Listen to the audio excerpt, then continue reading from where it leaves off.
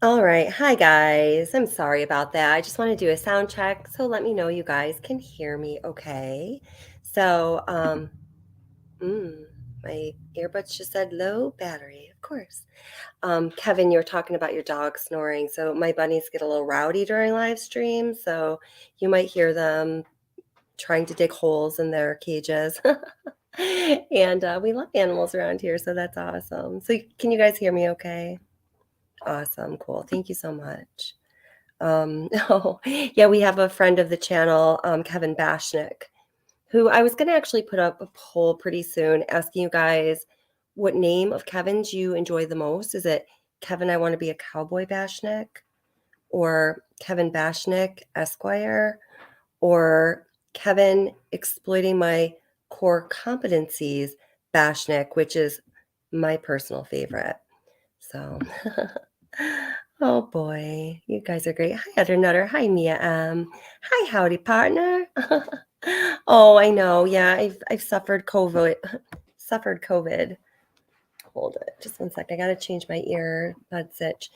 Now, I was trying to upload a super simple, guys, um, video. That's something I do all the time, and it's like never a hassle ever. It's something I already created. I was just throwing it together. I wanted to put it in as a preview or a trailer or whatever they call it. So you guys had something to watch and to consider before this started. Never an issue. But tonight it was a massive issue that caused all kinds of complications. Similar to, I mean, I don't want to be a paranoid person. I really don't. And I'm not a paranoid person, but I don't know. What do you guys think of this? It was about, I lost a little time with COVID. So hold on, I just gotta plug this in here. 3 or 4 weeks ago, when I had that catastrophic computer hack and crash that caused me to lose more files. And it happened to all be Chris Watts files that I lost. None of it was Kiely Rodni, which was kind of the interesting part than I ever had before.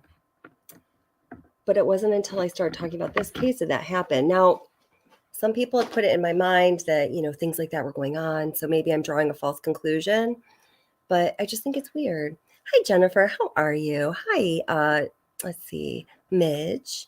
And my brain's a little slow from COVID. I apologize for that in advance. Honey Bun, how are you doing? Hi, Cindy. How's it going? Welcome. Nice to see you. Hi, Capricious TR. How's it going? Welcome. Nice to see you here. And Dory, hi. How are you doing? Hi, Jade Hunter. How's it going? Yes, exactly. Yes, this is exactly the point, Jade Hunter. So Jade Hunter says, when you go back through highlighted videos of YouTubers, listen to when local Truckees speak, and its hindsight is 2020 view. That's right. And maybe some other things I or we haven't even perceived yet. But as I was going back and watching some of the things I hadn't taken a look at in a while, I was like, damn, y'all. Have you guys done that? Oh, yeah, and Kevin needs the bullshit detector, and the bullshit detectors is here this evening. I'm hoping he's going to come up on panel shortly.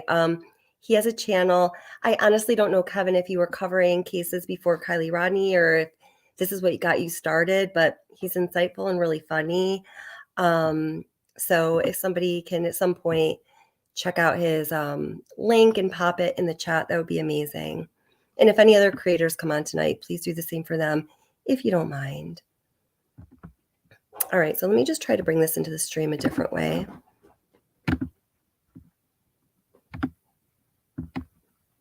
It blew me away. These guys never cease to amaze me. So Chris McDonough asked, how's everyone been doing? Have things been toning down since, the whole Kiely situation happened?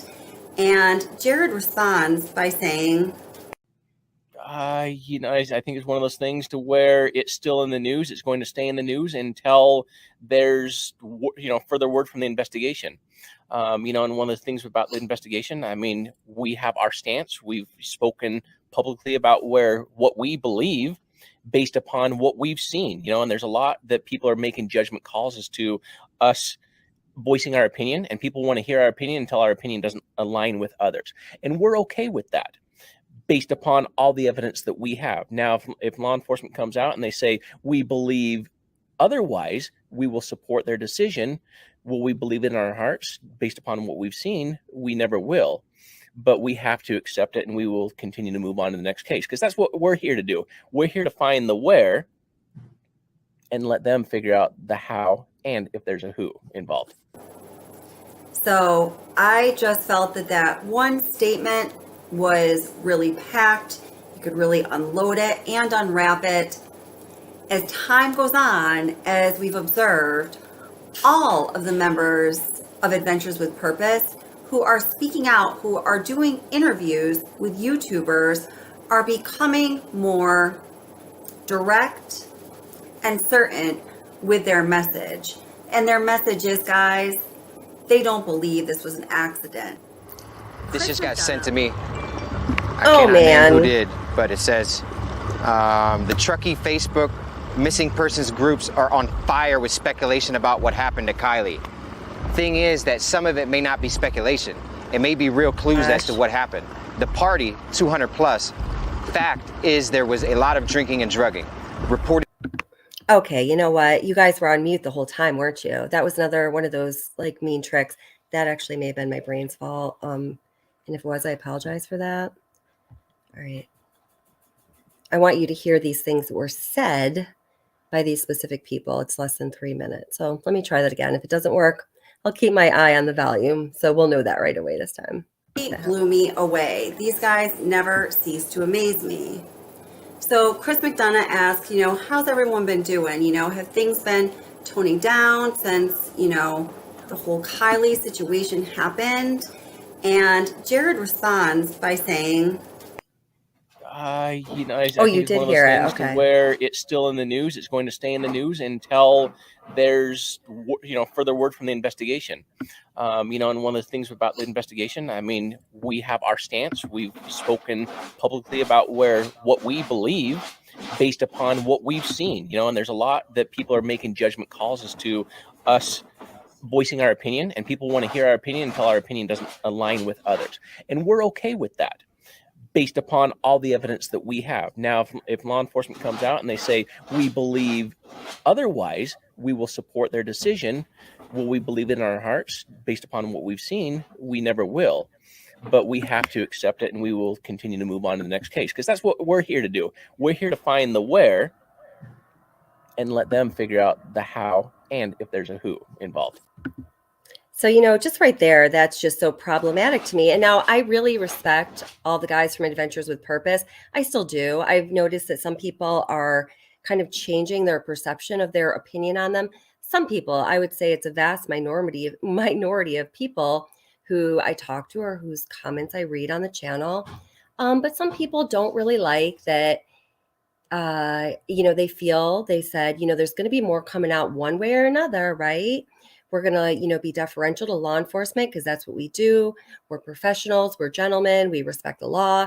All good. And, I think that was a great approach. I think that was an approach that took a lot of discipline and self-control and, professionalism. That's why I think they're great guys. But, and it was my perception as well that what they were saying was one way or another, based on the lead and the leeway that we are given by law enforcement, there will be more coming out. Because remember, it's that 90% that they haven't even been able to comment on yet. My God, that's so much information, right? Allegedly, I need you to know this. Remember when we were last live stream almost 2 weeks ago and I lost my voice? That was it. It was a quick sync from there. COVID took over and I had been very ill ever since. I put out a short video yesterday.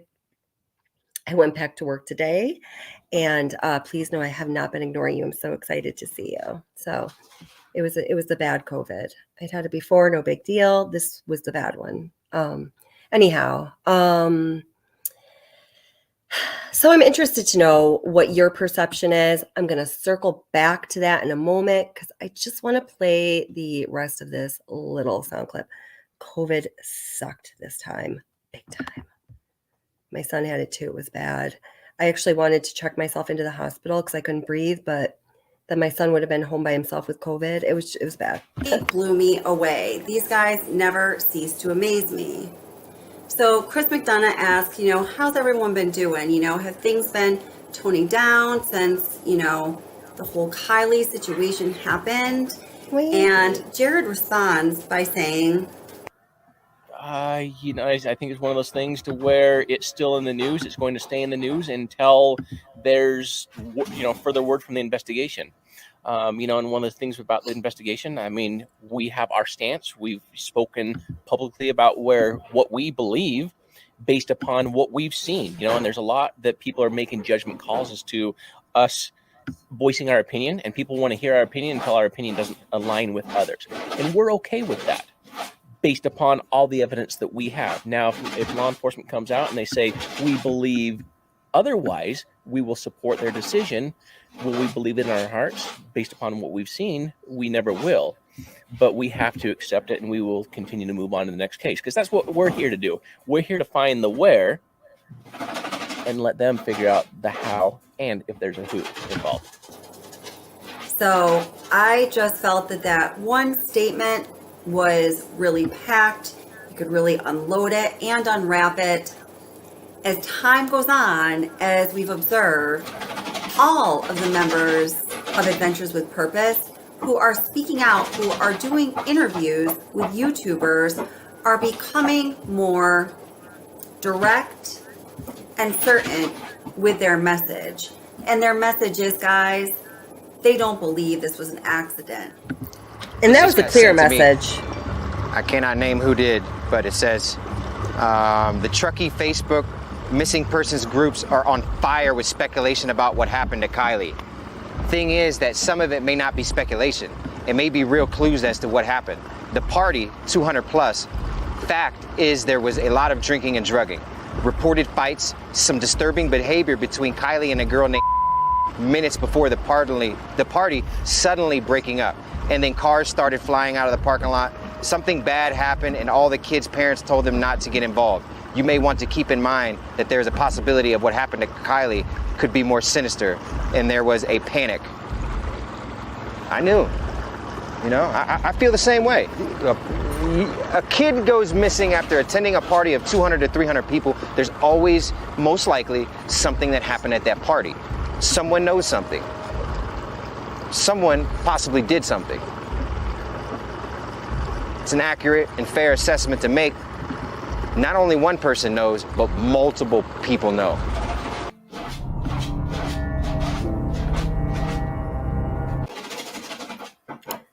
All right, so that was just my little antic at the end. I mean, So, this was an interesting, little, not back and forth, but I just noticed these two, kind of juxtaposing comments as I was looking at comments quickly here. And, I saw that, let's see, Rachel Boren. Hi, welcome, Rachel. And hi, Blind Flurry. Welcome. See, the bunnies are acting up. We can hear them. Guys, stop. Seriously, though, I'm on live. Hi, Esther. Welcome. How are you doing? So Rachel Boren says, I think AWP would get rocked by LE if they spoke up now. True. I mean, what would be the fallout for them? What would be the natural consequences for them if they did decide to speak out? So let's just say this is how the story was. I'm not trying to influence anyone's opinion, but let's just say it was something like a lot of us were thinking, like there was something sinister involved. Law enforcement didn't jump on it right away, or like I kind of felt like Adventures with Purpose didn't really have faith that they were going to come out with it fully and tell the whole truth. Maybe they were kind of playing their cards, seeing what their hand was, seeing how they were going to approach things, and then they would, make their statements to the public, which to me is kind of a disingenuous way of doing things, but perhaps sometimes for reasons of, I don't know, freaking politics, right? That's it. That's what it is. Law enforcement has to do things that way. That's how I took it. I was very certain AWP was going to come out with more. But what if they did now say, hey, guys, you know what? We're just going to steamroll ahead. We're going to do what we said. 90%. We haven't even been able to comment on 90% of what we know, of what we saw, the information that we have obtained and or verified. whatever it is, the language they used at the time, their language, not mine. After law enforcement has released the Nevada County Sheriff's Office, who is the lead investigating agency in the case right now, the final report on the investigation into Kiely Rodni's death, and according to what they want us to believe from the information they have released, we are supposed to believe that they believe and that they are okay with putting down in the history books and ending Kiely Rodni's history with a conclusive finding of cause of death, drowning, manner of death, accident.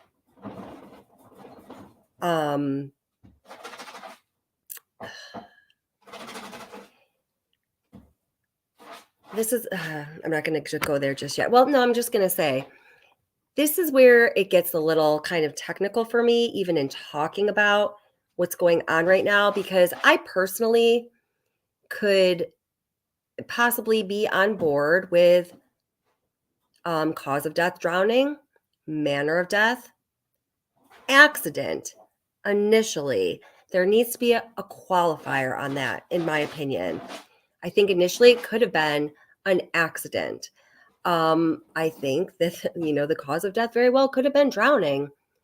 But I don't think that, let's say, the cause of death was drowning, manner of death was accidental.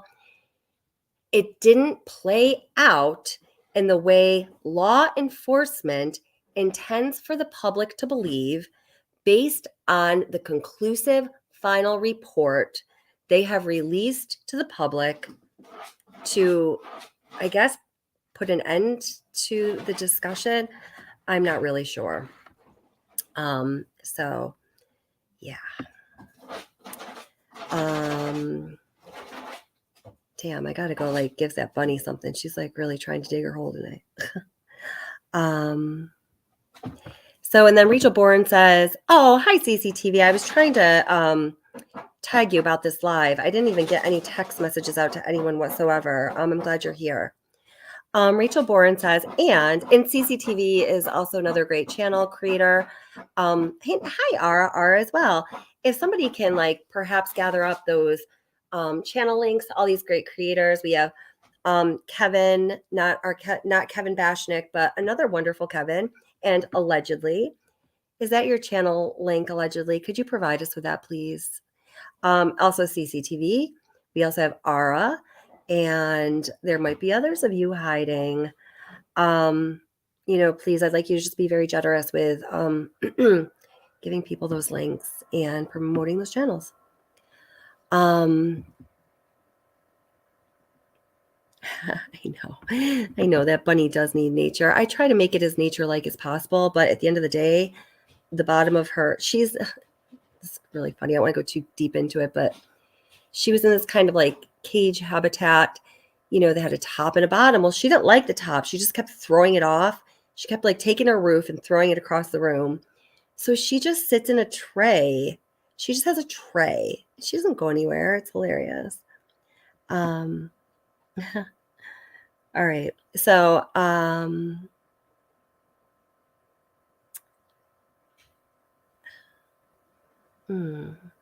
okay. So, well, this is a good point. This is something to consider. So Allegedly says, what's the obsession if they don't release all of the damning evidence they said they had? That makes them clickbait liars. Okay. Well, that was a little bit of a tantrumy statement, allegedly. I don't know if it makes them necessarily clickbait liars, but you can think that, and maybe it does. I don't know. I'm just thinking about this right now. I don't think they need to release everything because I personally don't feel that they had the obligation to release everything. I don't think they needed to make a lot of those statements. And I think that they are generally cautious, careful people who take their work and their mission seriously. So, what that meant to me really was the fact that they did say more than they needed to, more than was asked of them to say. And they went further than they were required to go by any stretch of the imagination with their statements, to me, that was an indicator of how strongly they felt. I mean, they said so in plain words about what went down. I don't know. So allegedly says, this is the one I want to read. It could 60-40. I could 60-40 an accident. But because of AWB's statements, turned it into a chaotic, well, yeah, they did influence me a lot. So you're making good points. Although tantrumy at times, but good points. Hi, the Rockaways. Welcome. How are you doing? The Rockaway says, we still have the very strong possibility that she was already gone when she went into the water. The only evidence of drowning is that they found her body in the water. And that's true because in the autopsies and the pathologist's report, there truly was no conclusive medical finding that indicated drowning was the cause of death. This is a very important point. On Thursday, I intend to have one or two physicians speaking to the pathologist's findings, and I'm going to allow them to do so rather than to try to speak for them or to, paraphrase what we have discussed, because of course they're going to do it much better than I ever could. Oh, no, I get that. I hear that. Yeah, and people, that really didn't have any money to give them felt so grateful to them for what they did and for what they saw, that they gave them money that they really didn't have. So these are good points. Hi, Maltese Cross. Always wonderful to see you.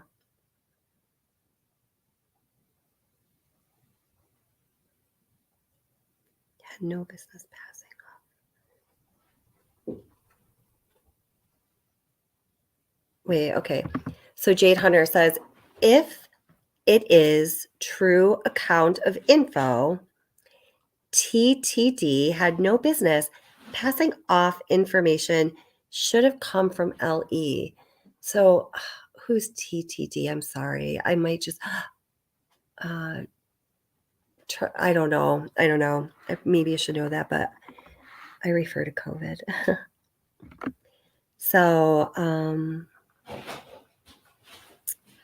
let's see here. Let me just, I'm going to just want to pull a couple other things up into the stream. And thank you for everyone that's here. This was a last-minutely planned. Whoops. Ah.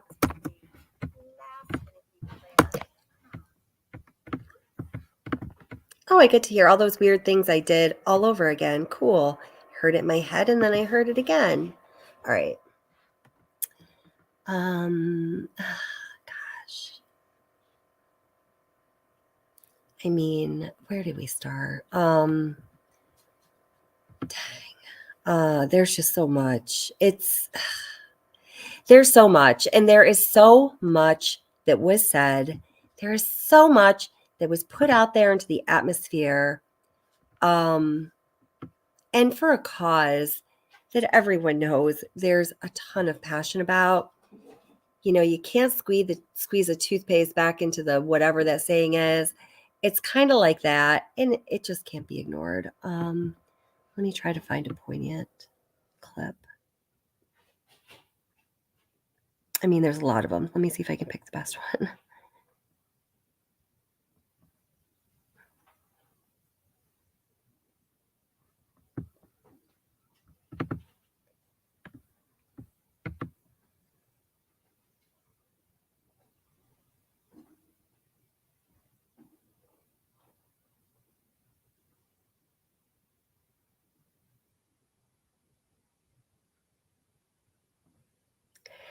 All right. Let's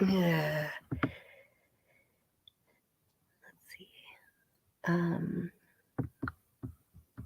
All right, let's just go with a little more of this one here.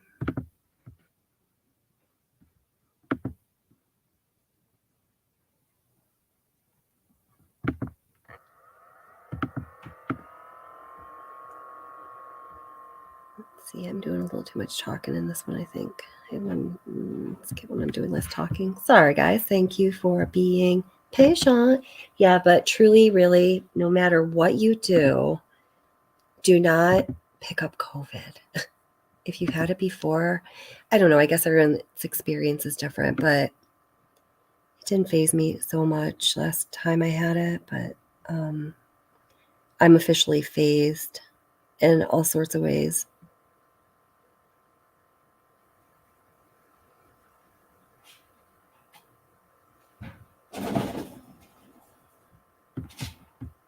All right, this one. This is one that not so much what Check It TV says, and like, no offense, Check It TV, I just don't really know. Like, the verdict for me is out on Check It TV still.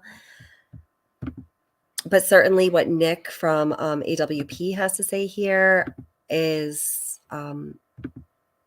it's profound, and I know it heavily influenced my thinking, and I'm sure it heavily influenced the thinking and the perception of a whole lot of people out there, because it had to. There's just no other way.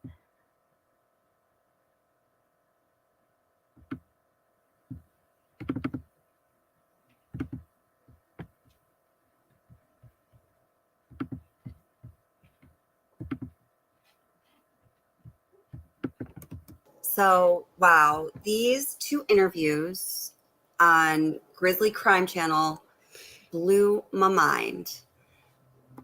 Grizzly Crime Channel interviewed Nick Wren, who was the diver from Adventures with a Purpose, who found Kiely's vehicle underwater and identified that her body was in the vehicle, in the backpack, the hatchback of the vehicle.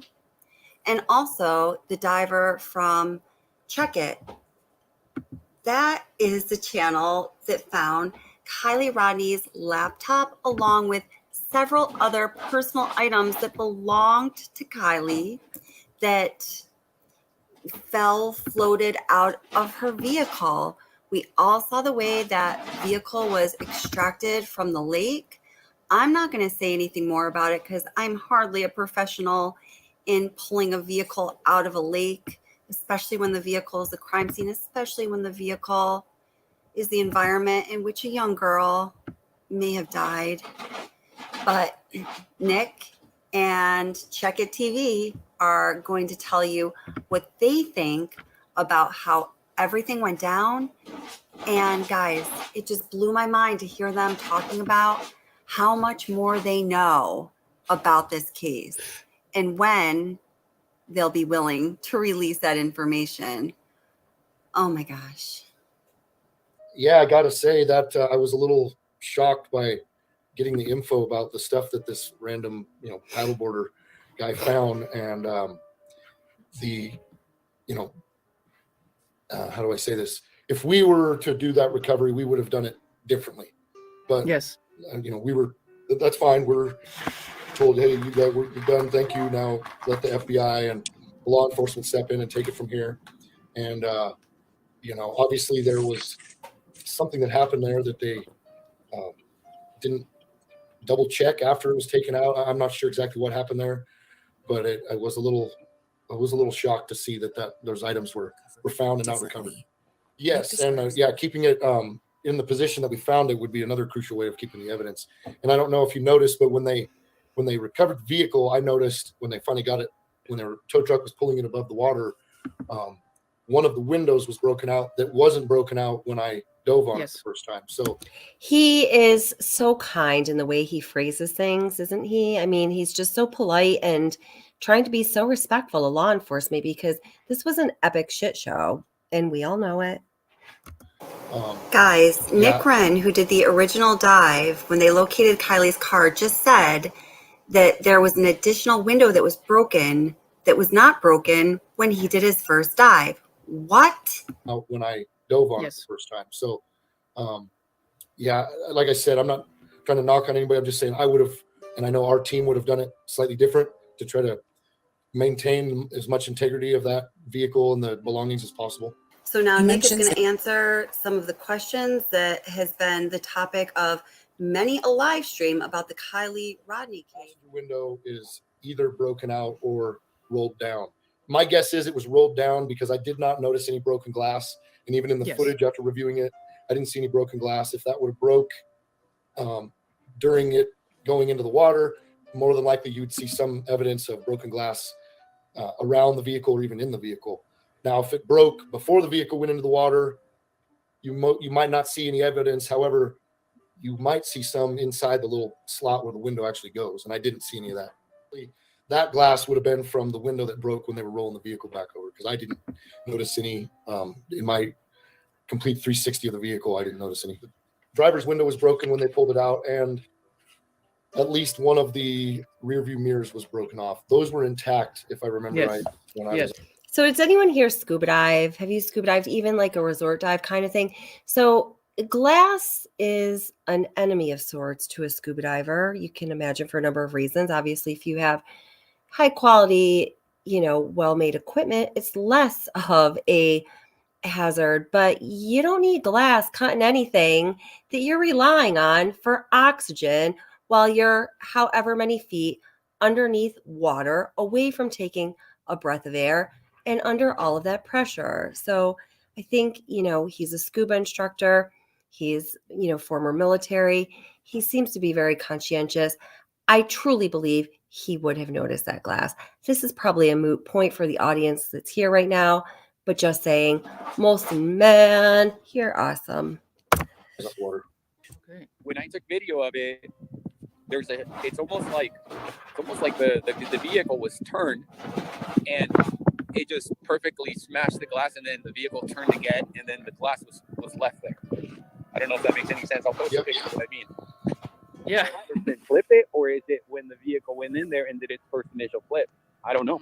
It had to be when they flipped it, because the only windows, the passenger window was either down or broken out when I saw it, and the rear driver's side was halfway down. All others were intact. When it was pulled out of the water, that's when I noticed the driver's window was now broken out. You could see shards of glass in the corner of it. Here's Nick's response when he's asked about the possible seatbelt hanging out of Kiely's vehicle. Well, that is kind of weird. I'm not familiar with this particular make and model of a vehicle. Does it have seatbelts in the back for potential, if there's people that sit in the very back? If that is part of a seatbelt, and how did it get there? Yes, that would be kind of suspicious. As we all know now that she was in the back of the vehicle. I also know that it's not just a guaranteed if somebody's found in the back of the vehicle that it's instantly foul play. However, when something looks out of place to you, you just know that. So it did look suspicious to me. That's about all I can really say. I'm not basing it off of past experience. I'm basing it off of just the way that whole weekend played out, the things I heard and what I saw.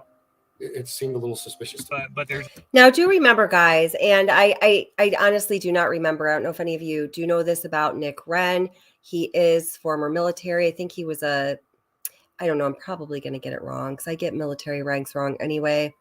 But he was in charge of some things and some people. Okay, I don't mean to be disrespectful in the way I'm saying it. I'm not sure I'm going to, I might say something ridiculous. So, what I'm saying is he's not just, some like surfer dude who likes to scuba dive too. Like he could kind of come off at that as with that kind of attitude.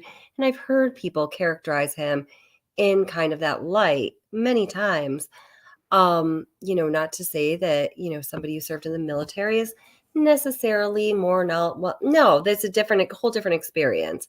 He has a whole different set of experiences that do, in fact, qualify him to make that call that something suspicious happened, something's not right, foul play was involved. He said it a number of different ways, with some experience and, information that informed that opinion he made, rightfully so. Out of real world experience and training, not just being a surfer dude with COVID. There's another clue that maybe all of you guys might think it's a lot more suspicious.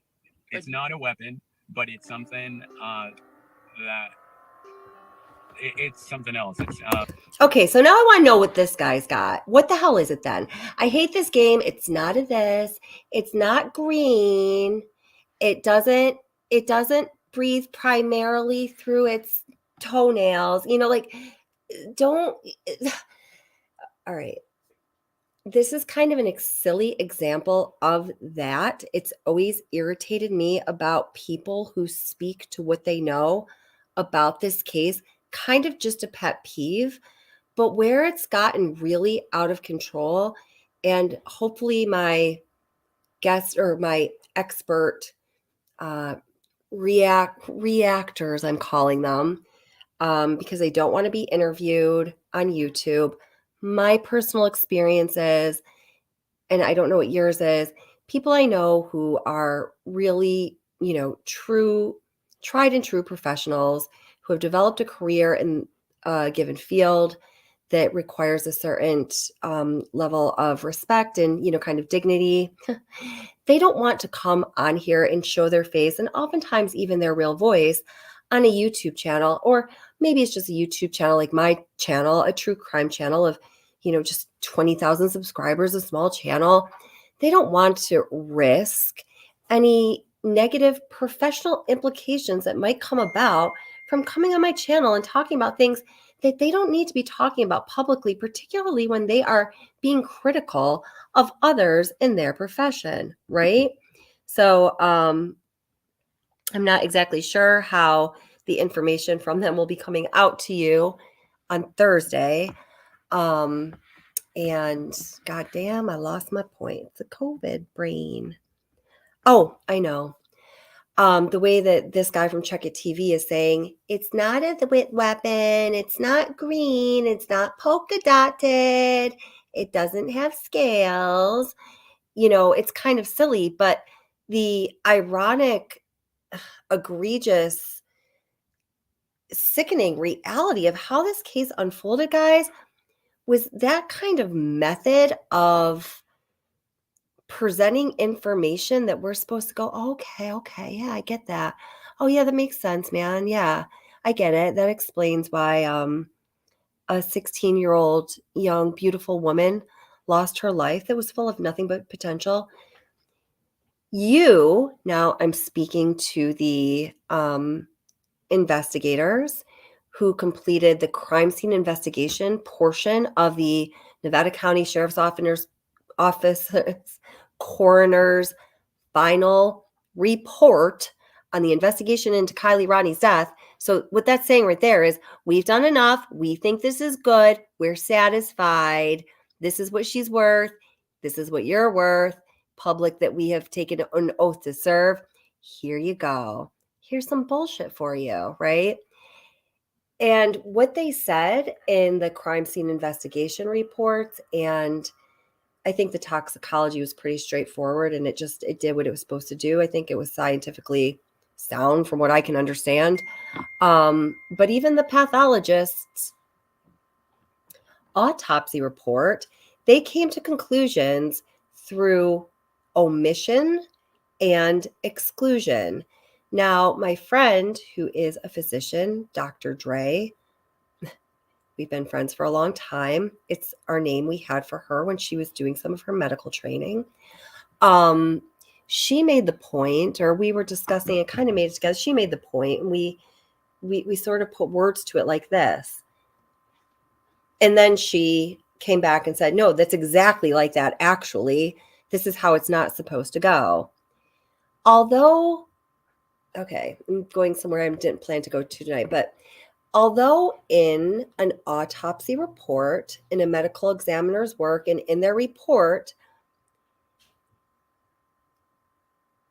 coming to conclusions by means of omission and elimination of possibilities is a perfectly sound method that can be applied, and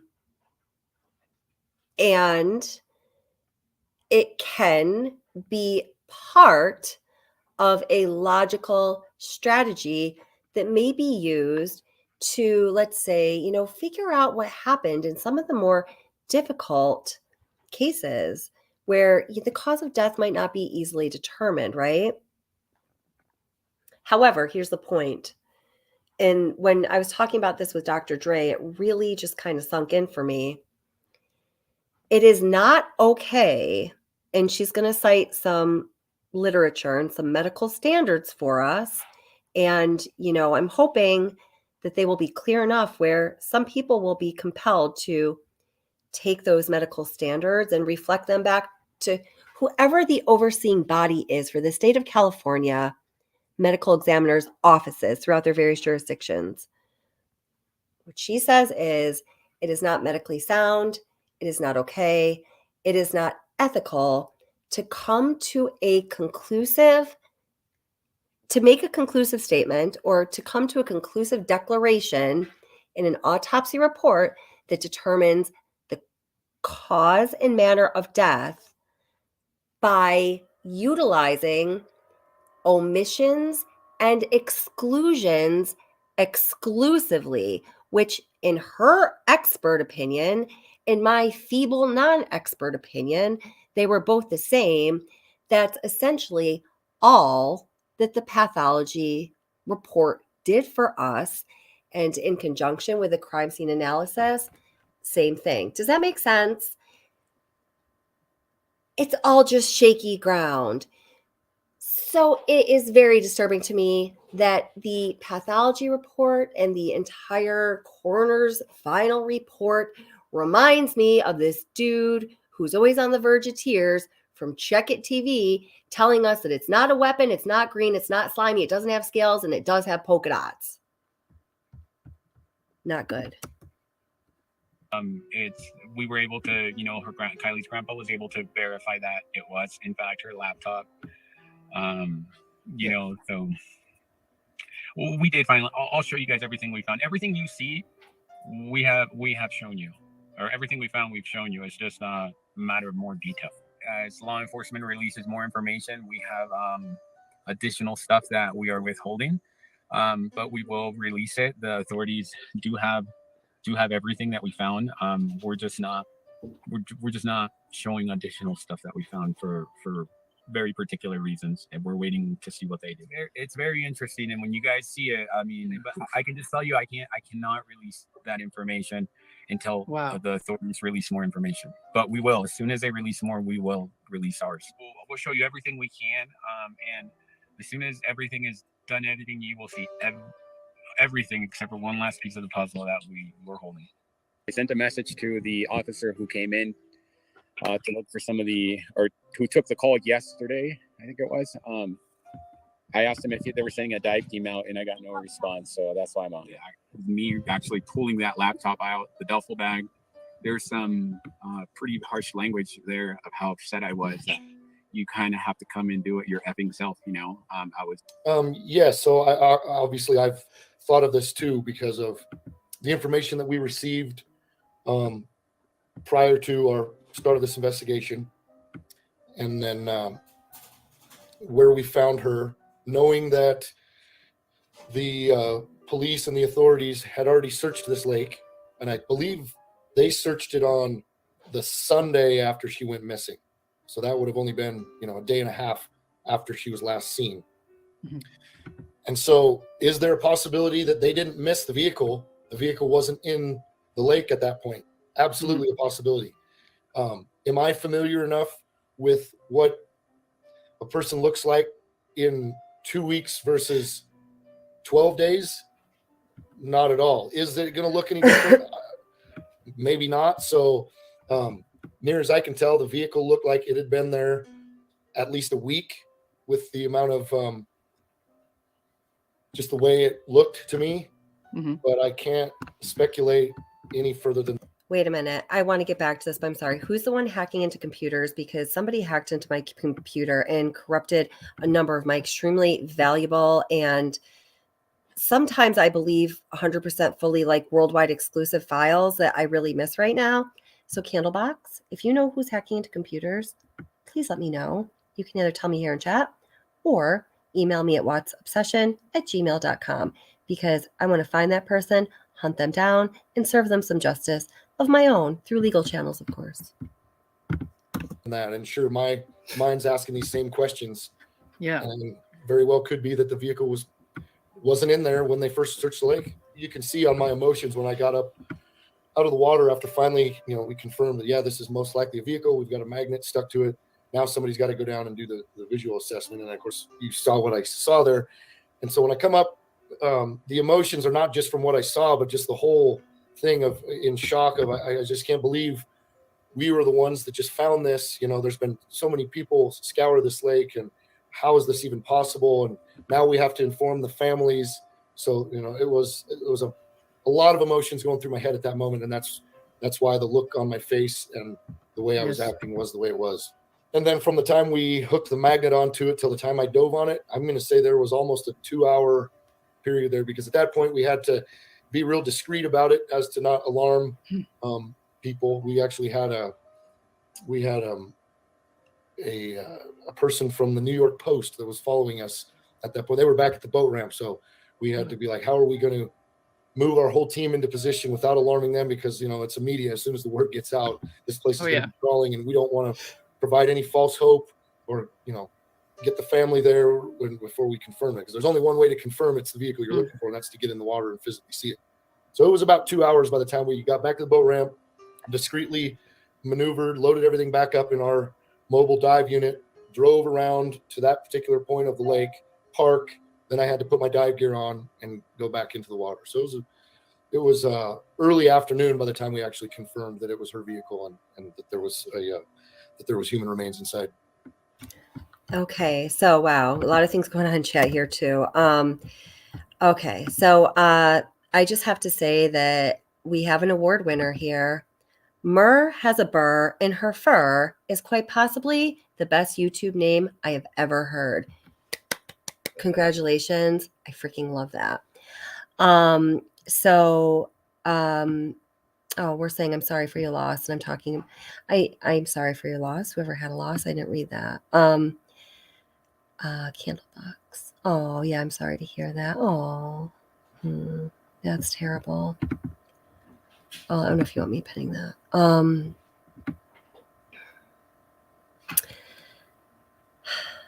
Double Rainbow says, I heard all the creators that went to the Proctor site for the autopsy report had their computers crash on them. Biggest crash hack I've ever had happen to me.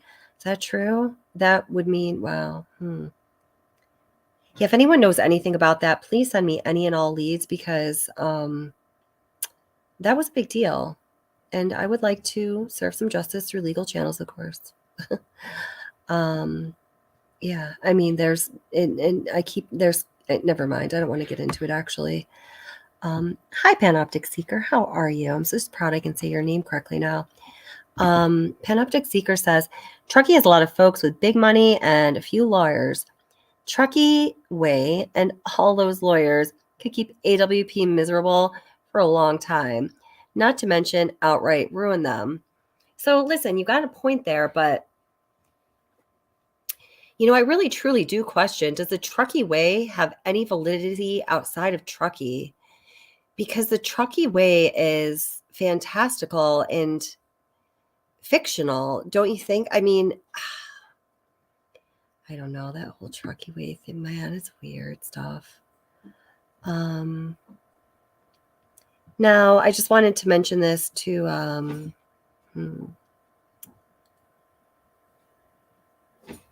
Oh, good. So allegedly says, yes, at What's the Obsession, I agree. I have morticians, coroners, and a doctor, and one ME I communicate with. We all agree. So are you saying that you and they would agree with the basics, the statement I was making about what Dr. Dre and I agreed upon, that you cannot make a conclusive determination in a coroner report regarding manner or cause of death through the methods of exclusion and omission only, because all exclusion and all omission and no inclusion and no submission means, once again, look, we've got a whole big plate of bullshit. It's amazing. This keeps happening. When I started, following this case, I was not hell-bent on foul play. I wasn't at all. In fact, my first impulse was I work with teenagers, as some of you know, was to protect the kids, is how I was looking at them. I went into this thing before that I know annoyed some people, and it's true, and I'm sorry. This is a scientific fact. The human brain doesn't even stop developing in certain ways until someone's about 25 or 26. And among those important ways, our brain is still developing into our mid-20s is the part of the brain that we use for executive functioning and sound decision making. So, I understand that about young people. And, I read the comments, refute me all you want. This is a fact. I'm right about this one. I'm wrong about a lot, not a lot. I'm wrong. I will be wrong. I have been wrong. Sometimes I might be being wrong now, but in this statement I am not, because it's kind of the foundation of my work is to know about these things and the behaviors of people in that age group and how their brain works. So I looked at it like that. I saw them as being like my students or the, people I work with. And I wanted to cut them slack. I did not want a bunch of crazy YouTube true crime sleuths going after a bunch of teenagers who don't have well-developed brains. That's what I wanted. I was like, that's not right. That's not good. I'm not going to be part of that. But, as things unfolded and I learned more, I learned that was one of the times I was wrong. Because their brains are developed enough, and their brains, in my opinion, have made some very terrible choices that they can never take back. Okay. So Candlebox was whose channel was taken down? You'll get it back up. I've had someone do the dirty 3 strikes on me in a row too. People only do that for vengeance and because they are terrible people.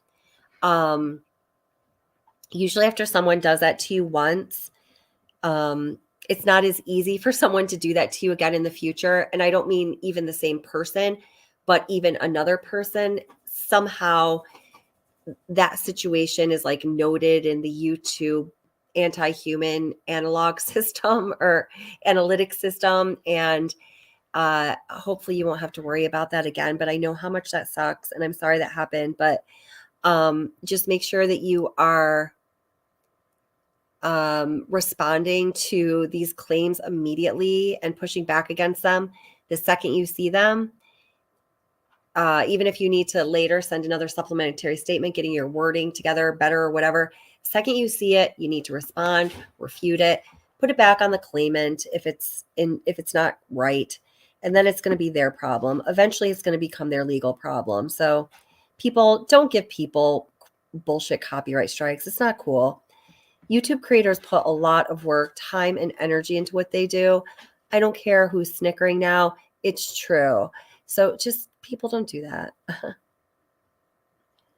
Oh my God, my mailbox is way full. I know I'm not even going to put out my... Oh, yeah, I know. I was thinking too. I was like, oh man, that was really when I was coming down with it, was that last live stream. Does anyone want to come up here on panel? Kevin, would you like to come up? Allegedly, would you like to come up? Anybody? You know what? I'm just going to pop the invite there. The link. There's so much more I want to cover, but once again, I'm yakking with a voice I don't even have because I had to remain silent for 10 days. I couldn't even talk. I couldn't even breathe. Utter Nutter, how many times have I had COVID? Trivia. You've been here for all of it. It's crazy. I think it's the nature of my job. This was the worst, though. Honey Bun says, Kiely Rodni's autopsy report was the result of copy and paste. Yeah. Oh, 3 times, Utter Nutter. Close, though. Ding, ding, ding, ding, ding. I mean, it could have been 4, 3 that I knew of. First time I was sick. Second time it was nothing. This time it was awful. Kevin, you're funny. Kevin says, should put that on the billboard coming into town. Welcome to Sicky Sucky Truckee. I don't know. Oh gosh.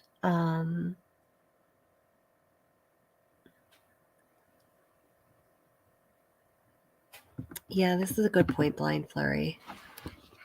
Okay, I'm going to bring allegedly up. And again, I'm putting the link in chat right now. So Kevin, if you or anyone else would like to come up, please feel free to come on up on panel.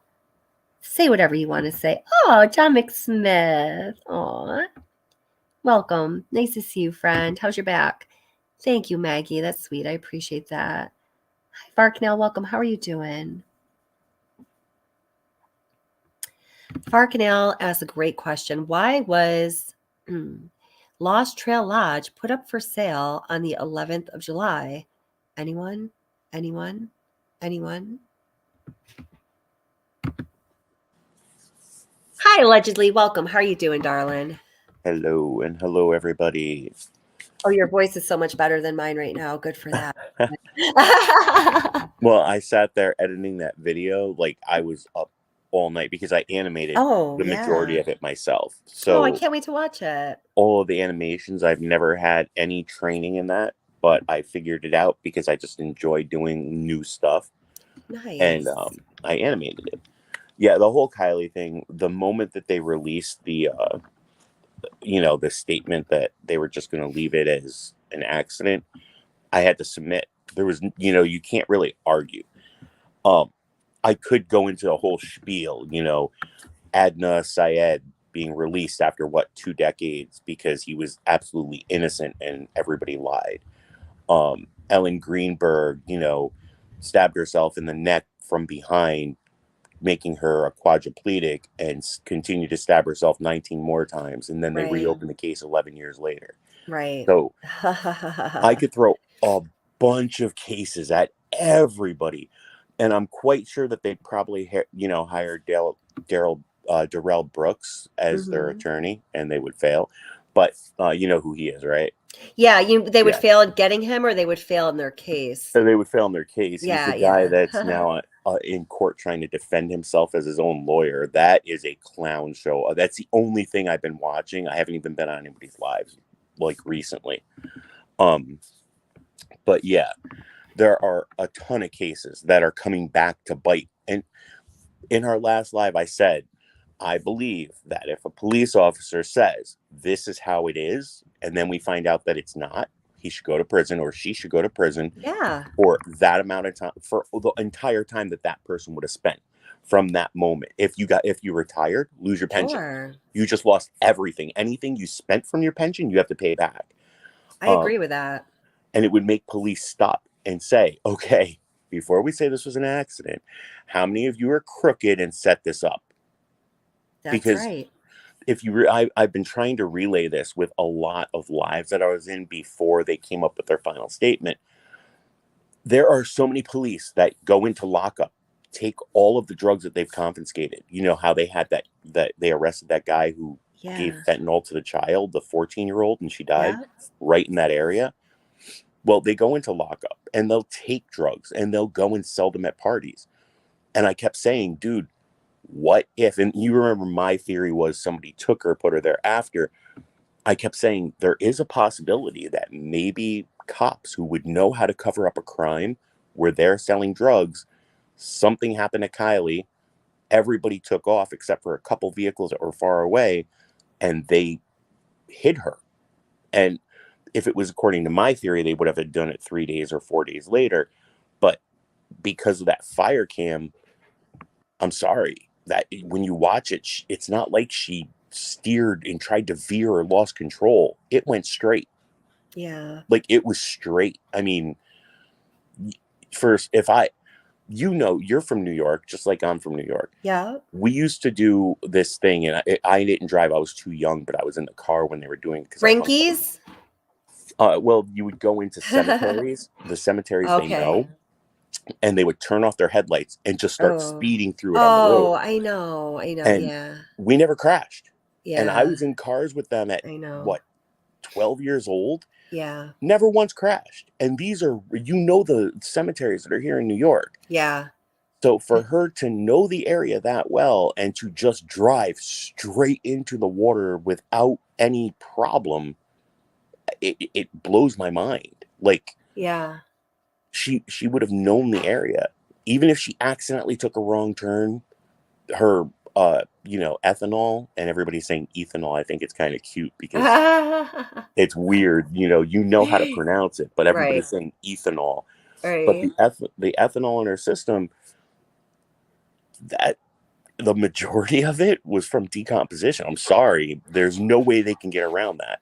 No, And absolutely. And she was absolutely not wasted in like the manner that Sammy and some other kids there described. It sounds like, if anything, I think that there was a non-confirmed initial presence of cocaine in one of the tests, which well, could no, they not. read the report wrong. So the first Okay. pages of the report are what they test for, and Mm-hmm. then the next pages after that are what the determinations are for what Mm-hmm. they found. So a lot of people were immediately going, "Oh my God, she was on cocaine and fentanyl and all these drugs." Yeah. No, the first few pages are what they, and I Well, heard. one of my physicians is going to speak to that on Thursday, because Good, good, I good. I was seeing it like you were, but I actually do think that there was, when they do toxicology lab work like this, and I know this from speaking to a toxicology lab technician, and then actually a doctor. I thought, oh actually he deferred to the lab technician who said that they knew what happens in the lab better than he does, even though he's a physician. So Right. initially they will do, there will be an initial finding of, say if you're somebody who needs to go get a urine test for your doctor because you're being prescribed something like, I don't freaking know, like Xanax or something, but they don't want to prescribe Xanax if you're already smoking pot and whatever they don't want to be done with that, right? Right. So, they're going to test for a whole panel, of course. And, there might be something on there like somebody did a little bit of cocaine. It's going to show up, but it's not going to meet those. The high ratios. Exactly. So we'll talk about that on Thursday, but. Right, exactly. And that's why they did, according to them, they only did the liver test because it would be the only part that they could get a good sample from. I don't know. I just had to submit the day that they released it. I went to everybody and I'm like, look, I submit. I guess I was 100% wrong. Uh-huh. And I submit to this because if they're passing this off and the FBI signed off on it, nobody's going to challenge that. Yeah, no, absolutely. Hold it. I just need to write an important. So, you just said, thank you for not putting, I got you. I do not want to do that. All good. I got you back. No worries. And Kevin, I see you. I'm going to bring you up in just one moment here. Because there was something I just wanted to, I know. I just want to speak to this really quick. Then I'm going to bring Kevin up. Yeah, and if ever anybody is saying something in chat and you don't, I like to try to pin a lot of comments, because I think people like that. And I think it's good too when people are watching the replay, because I don't always include the live chat because of all this like hacking stuff and whatever. But if you ever want me to not do that, or the moderators to not do it, just please say so. And we are good at communicating with one another, and we'll make sure it doesn't happen. Okay. We want you to feel comfortable and like safe and not, at risk by being here and participating in conversation, right? That's crazy, huh? So, who just said, okay. So Double Rainbow says, coroner is an elected position and it doesn't require medical knowledge. So that is for the most part true. This is a distinction that people are, making for whatever reason. When it comes up in conversation, things are being stated incorrectly.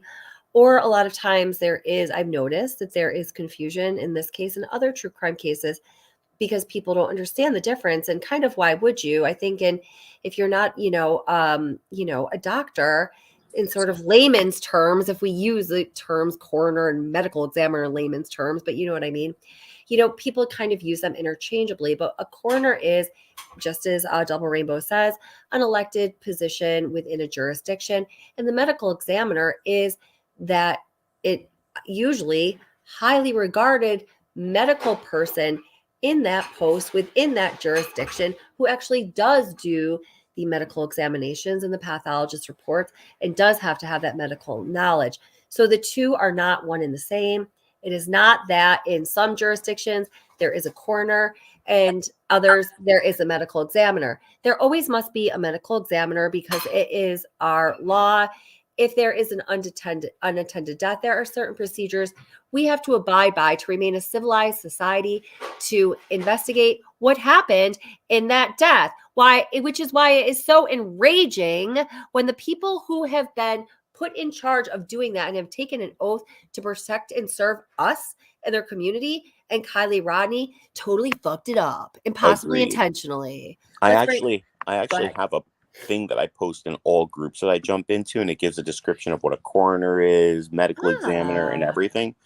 And it also gives, cause of death, manner of death. It gives the stages of everything.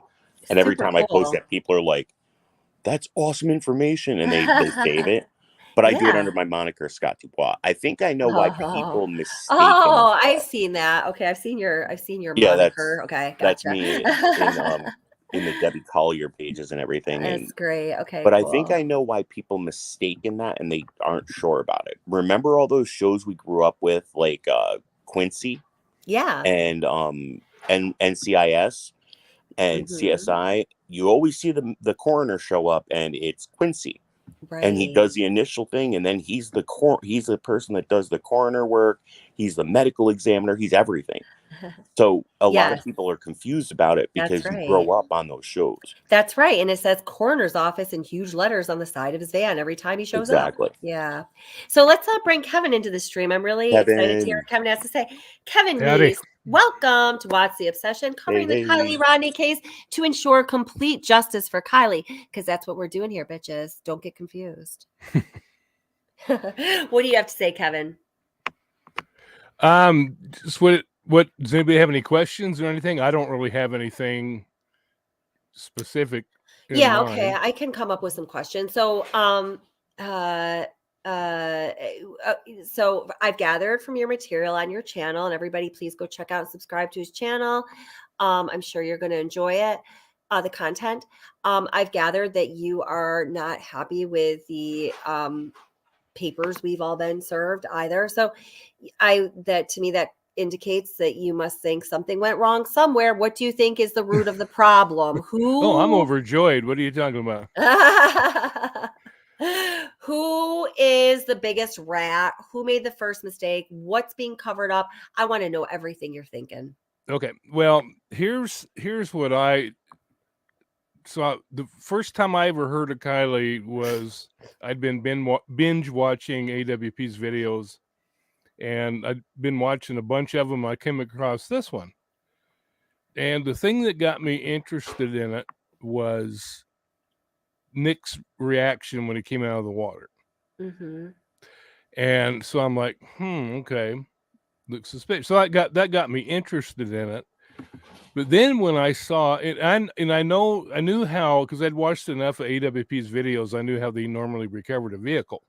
Right. And it wasn't the way they did it, And well, plus too, being a law enforcement, I know, basically crime scene 101. Oh, I'm sorry. Could you please give everybody here who might not be familiar, can you just give us a little brief of your background and your experience? Yeah, sure. Yeah, I was in law enforcement for 10 years, and I also worked for the U.S. Attorney's Office. In fact, my old boss is the one that I contacted. He's kind of a bigwig at DOJ in D.C. now. Very cool. So yeah, so I gave him the information, and thank you for your service. Sure. I'm sure you did it better than these people. Oh yeah, well, it wouldn't take much. I know. I'm sorry. That was almost an insult, but it wasn't intended on it. No, I don't have any problem insulting them. No, I didn't mean to insult you. Oh no. But I just saw how they were doing it, and I'm like, what? Because I knew that from my own experience and also watching AWP's videos.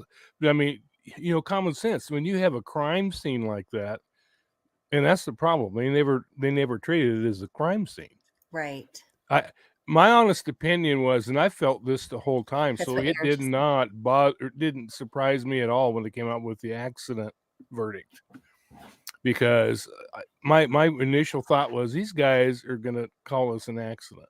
From the very beginning, I thought that just from, you get to where you notice patterns of behavior. Yeah. And I was just looking at the way they were doing things, and I'm like, they're not taking this seriously. No. And the way and here's another thing too.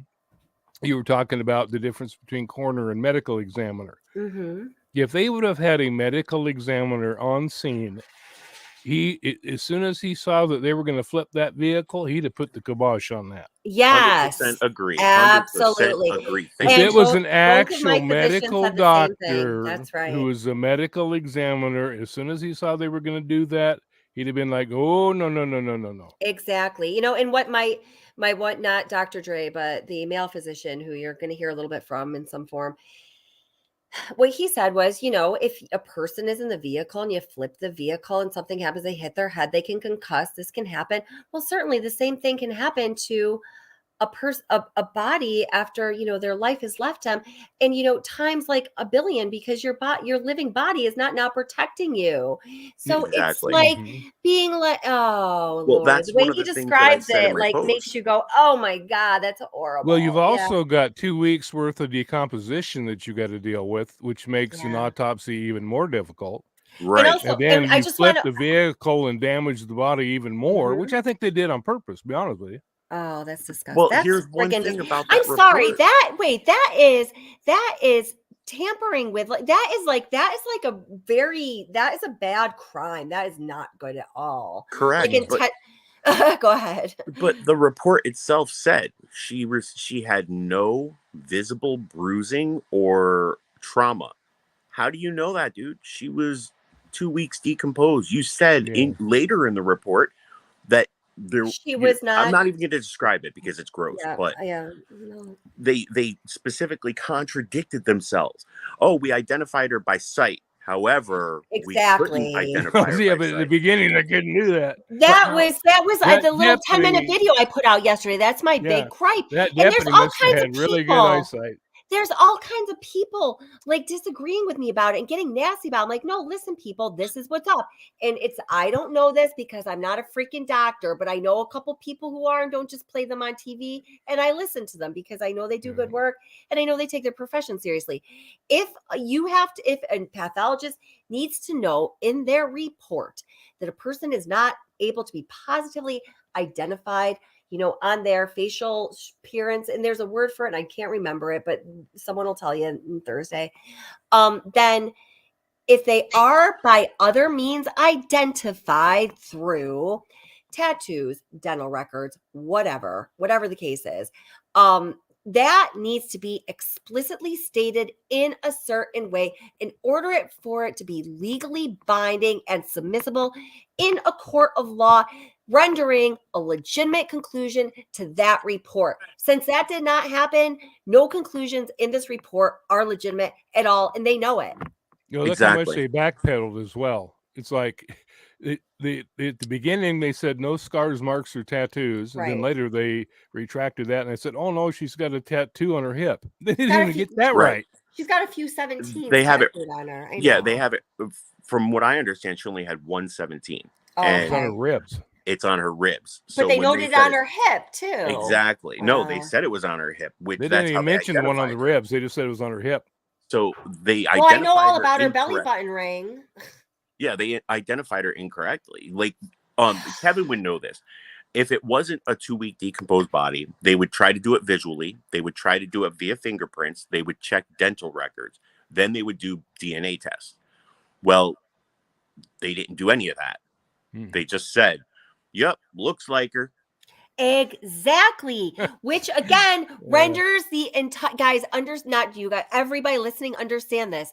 That alone, that they did not specifically, in whatever way the forensic medical law, I don't know, COVID brain, I'm talking about, they didn't do things right. So it renders the entire report legally null and void, possibly having committed some crimes in there, because they're supposed to take this shit seriously. But it won't be. It'll actually be the only report, and everybody, even people like that are medium intelligence, know once you cremate a body, you cannot do another, exam. So from this point, There that were is the certain only agencies that record. did keep certain samples, but Only a little still, bit, but I yeah, guarantee right. you they're going to be like, I don't know where they went. Oh, Oh, we'll I look. know. Go look in Michael Rourke's drawer in Frederick, Colorado. Huh. I mean, that's the saddest part. Whenever I hear God. that, there was another case that had happened, and I'm like, no, please don't tell me the family is going to I cremate, and they know. did.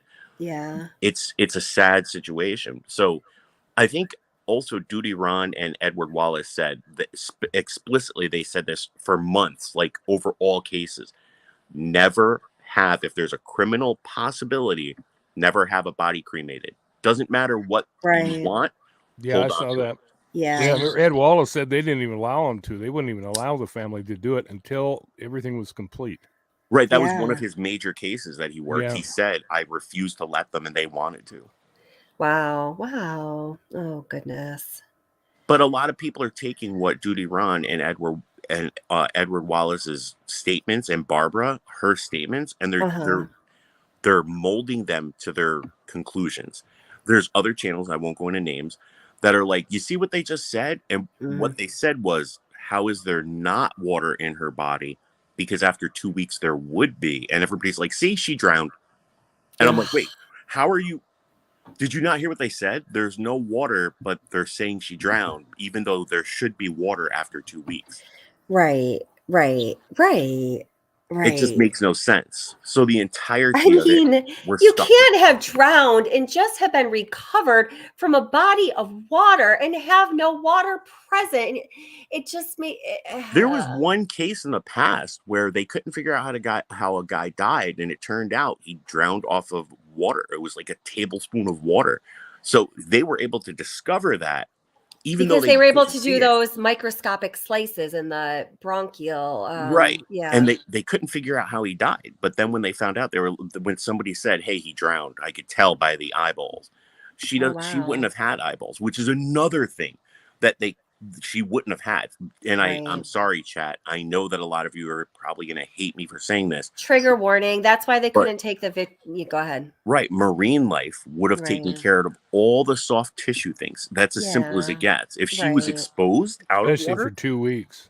Yeah. right. If she was Yeah. exposed out of water, it would have been rodents and scavengers or Right. insects. But since she Yeah. was in water, it was all marine life doing it. And if you ever watch a fishing show, how they hit. So Yeah. Yeah. I mean, these, gosh. And I mean, listen, it's in my opinion that I don't know. I don't like in my career that I've, taken so seriously and worked so hard towards. And, the work that I do, I take very seriously and it impacts people's lives. I'm sorry. I don't, I say it all the time, been wrong before. I'll be wrong again. I'm a human being, but I don't make a whole lot of careless mistakes because it's not just, a matter of this is how my day is filled up. It's impacting the lives or the end of the lives or in their case, or the history that will be told about another person. No one has the right to take a professional, to be in a place of professional responsibility like that and then to not take it seriously. I just don't think we should allow people to behave this way. It doesn't make the world go around the right way. And it is just so enraging to me that this is what so many people, I got to get off the soapbox. I bet you all of those I'm going to police go officers, I bet you all those police officers and the FBI agents, if they're at a restaurant and they get served cold food or bad food or food not of their liking, I bet you they complain about it and they demand either a refund or free food, or they embarrass the right. person completely. Well, that's food. You could go to a fast food restaurant right after and just get food. But when you're working with people and lives and the potential, and I'm not saying that there was foul play. I'm like I said, I'm submitting to the case until if AWP ever throws out their info. I'm a huge supporter. I've mentioned this in every live I've ever been in. Yeah, I've watched absolutely. Jared from day one when he was swimming around a little bay picking up garbage, all the way up until he And met if Doug. it weren't for you, I'd still be saying Adventures with a Purpose. But yeah, I mean, I 100% was backing them, 100% sending them money, doing everything I could because I thought their work was amazing. And as soon as roadside assistance came out, I was like, okay, there's no way they would lie about this. Right. And even if police told them to shut it and not release it, they would. Right. They would just release it. It's not like they're governed by police. They can go where they want. They can do whatever they want within legal boundaries. So for them to not release it, that speaks volumes. I mean, I stood up. I got blocked on my other Twitter because I stood up to SF Investigates for them. Like, I was 100% saying, dude, stop. You shouldn't say this stuff. Yeah. And I just kept going against them, and he blocked me. And I'm just like, that's messed up because I just stood up for you against a person that was speaking. Well, when you're a tool you. bag, you probably have a lot of tools to block people. Whoops, did I just say that? So well, yeah, but now when you think about it, SF Investigates, if they don't release anything to prove what they were saying was 100% right, and they were 100% lying. Yeah. And it was for likes, subscribes, and memberships. I mentioned it in every live. They have 2.6 million subscribers. Imagine only 50,000 people are members. That's $4.99 a month. At 50,000, that's $249,500 a month. So for them on that day, that skyrocketed because I immediately, upon them dropping the video saying members can see it now, immediately became another member again. And it's just, I did as well. Yep. think about that. Think about all of the people. Let's say 100,000 people only out of the 2.6 million. I'm not even. That's 100,000. That's nothing. Yeah, and I don't really become members of a lot of channels because I just then it's where do you draw the line? So yeah, right. But at 100,000, they're compelling. Yeah, that's almost $500,000 they made in one day or 2 days, more the second day, if they lied. So for them to say, oh, we're not going to release the information, you know what, just let it go. Yeah. No, bro. Because how many blow up votes do you really need? Well, all the stuff they have is donated. So 100% they have to pay nothing for the stuff they own. All of this stuff, like they need new air. They're getting salaries. Yeah. It's all donated. So that $249,000 is being split up amongst themselves per month. Yeah. That's like so it's a zero overhead business, basically. Yes, yes. It's a non-for-profit where it's like where you can, still make money actually, but then you just pay the board the salary. It's kind of yikes. I don't like saying this. I don't like hearing myself saying that, but it's gross. It's gross when you think. Well, my problem with the whole thing is if you heard all the things that they said, oh, we're not gonna, we know better and all this stuff, and yet they know that stuff went on, but they're just gonna hang her out to dry like that. Yeah, exactly. That's the problem I would have. Yeah, my conscience wouldn't let me do that.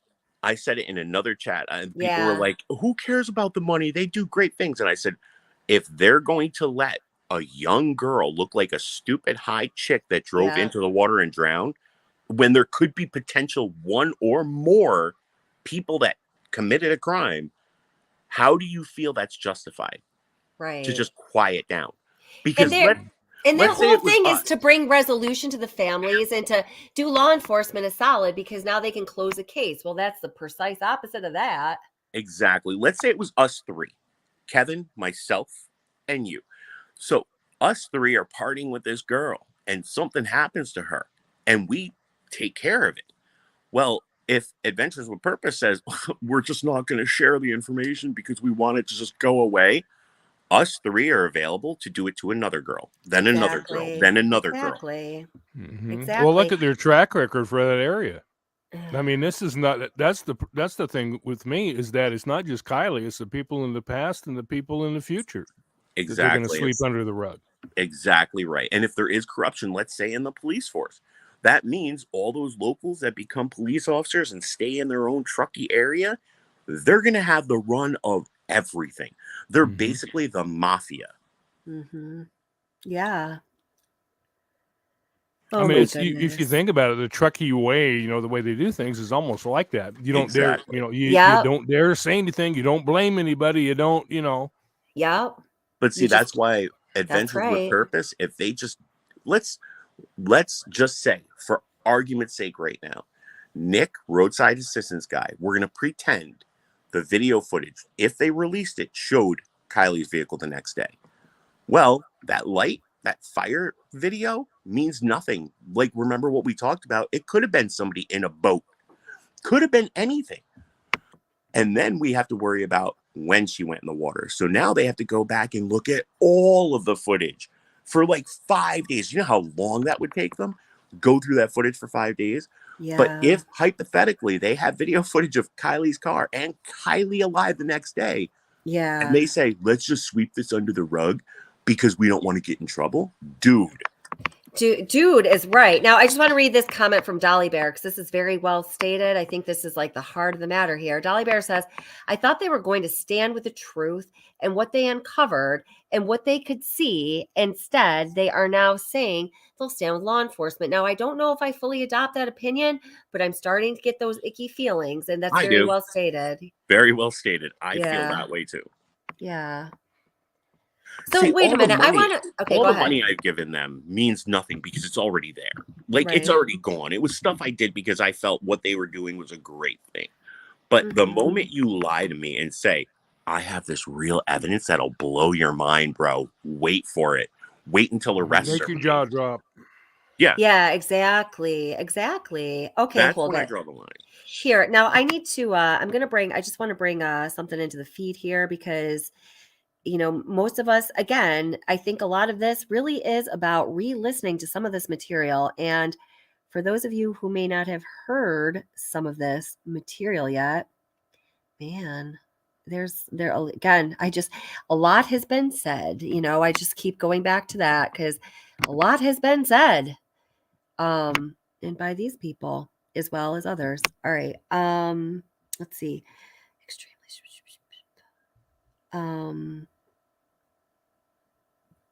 Let's just go. Actually, this wasn't where I was going, but let's do this one first. It's less than 3 minutes.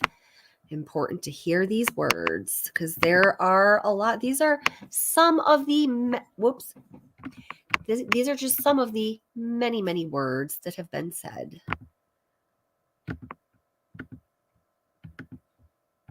And again, my point here is to help us maintain a holistic picture of in memory and history of what happened in reality, not rather than being brainwashed into this crazy Truckee ass way narrative that's being pushed, because I'm not going there.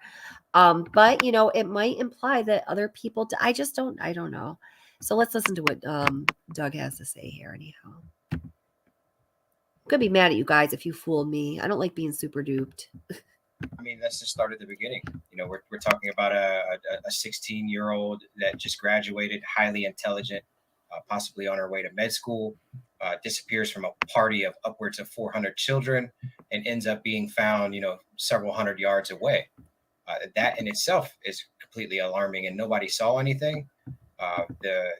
Take into consideration the area where her vehicle was found is not a wrong turn road. We're talking about a very beautifully paved road that leads in and out of this campground that she was extremely familiar with.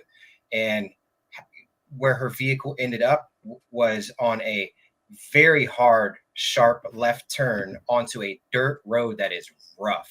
It is extremely rough. The ruts in this road, I mean, it literally takes you have to have a 4-wheel drive vehicle to get down this road. There's no mistaking it. Once you are put onto this road, you know exactly where you're at. You're on the wrong path. So the fact that the vehicle ended up where it is, completely suspicious. There's a lot of ifs in regards to where she was located within the vehicle being suspicious as well, which I find suspicious.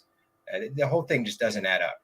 There's a 16-year-old just doesn't disappear with that many people around and nobody knowing anything and no one willing to talk. It's a huge red flag. That we do know happened. Whether or not it was her that texted her mother, I don't know. There's a lot of people that are saying, this could be just an accident, which It very well could be an accident. However, this isn't an accident scenario per se.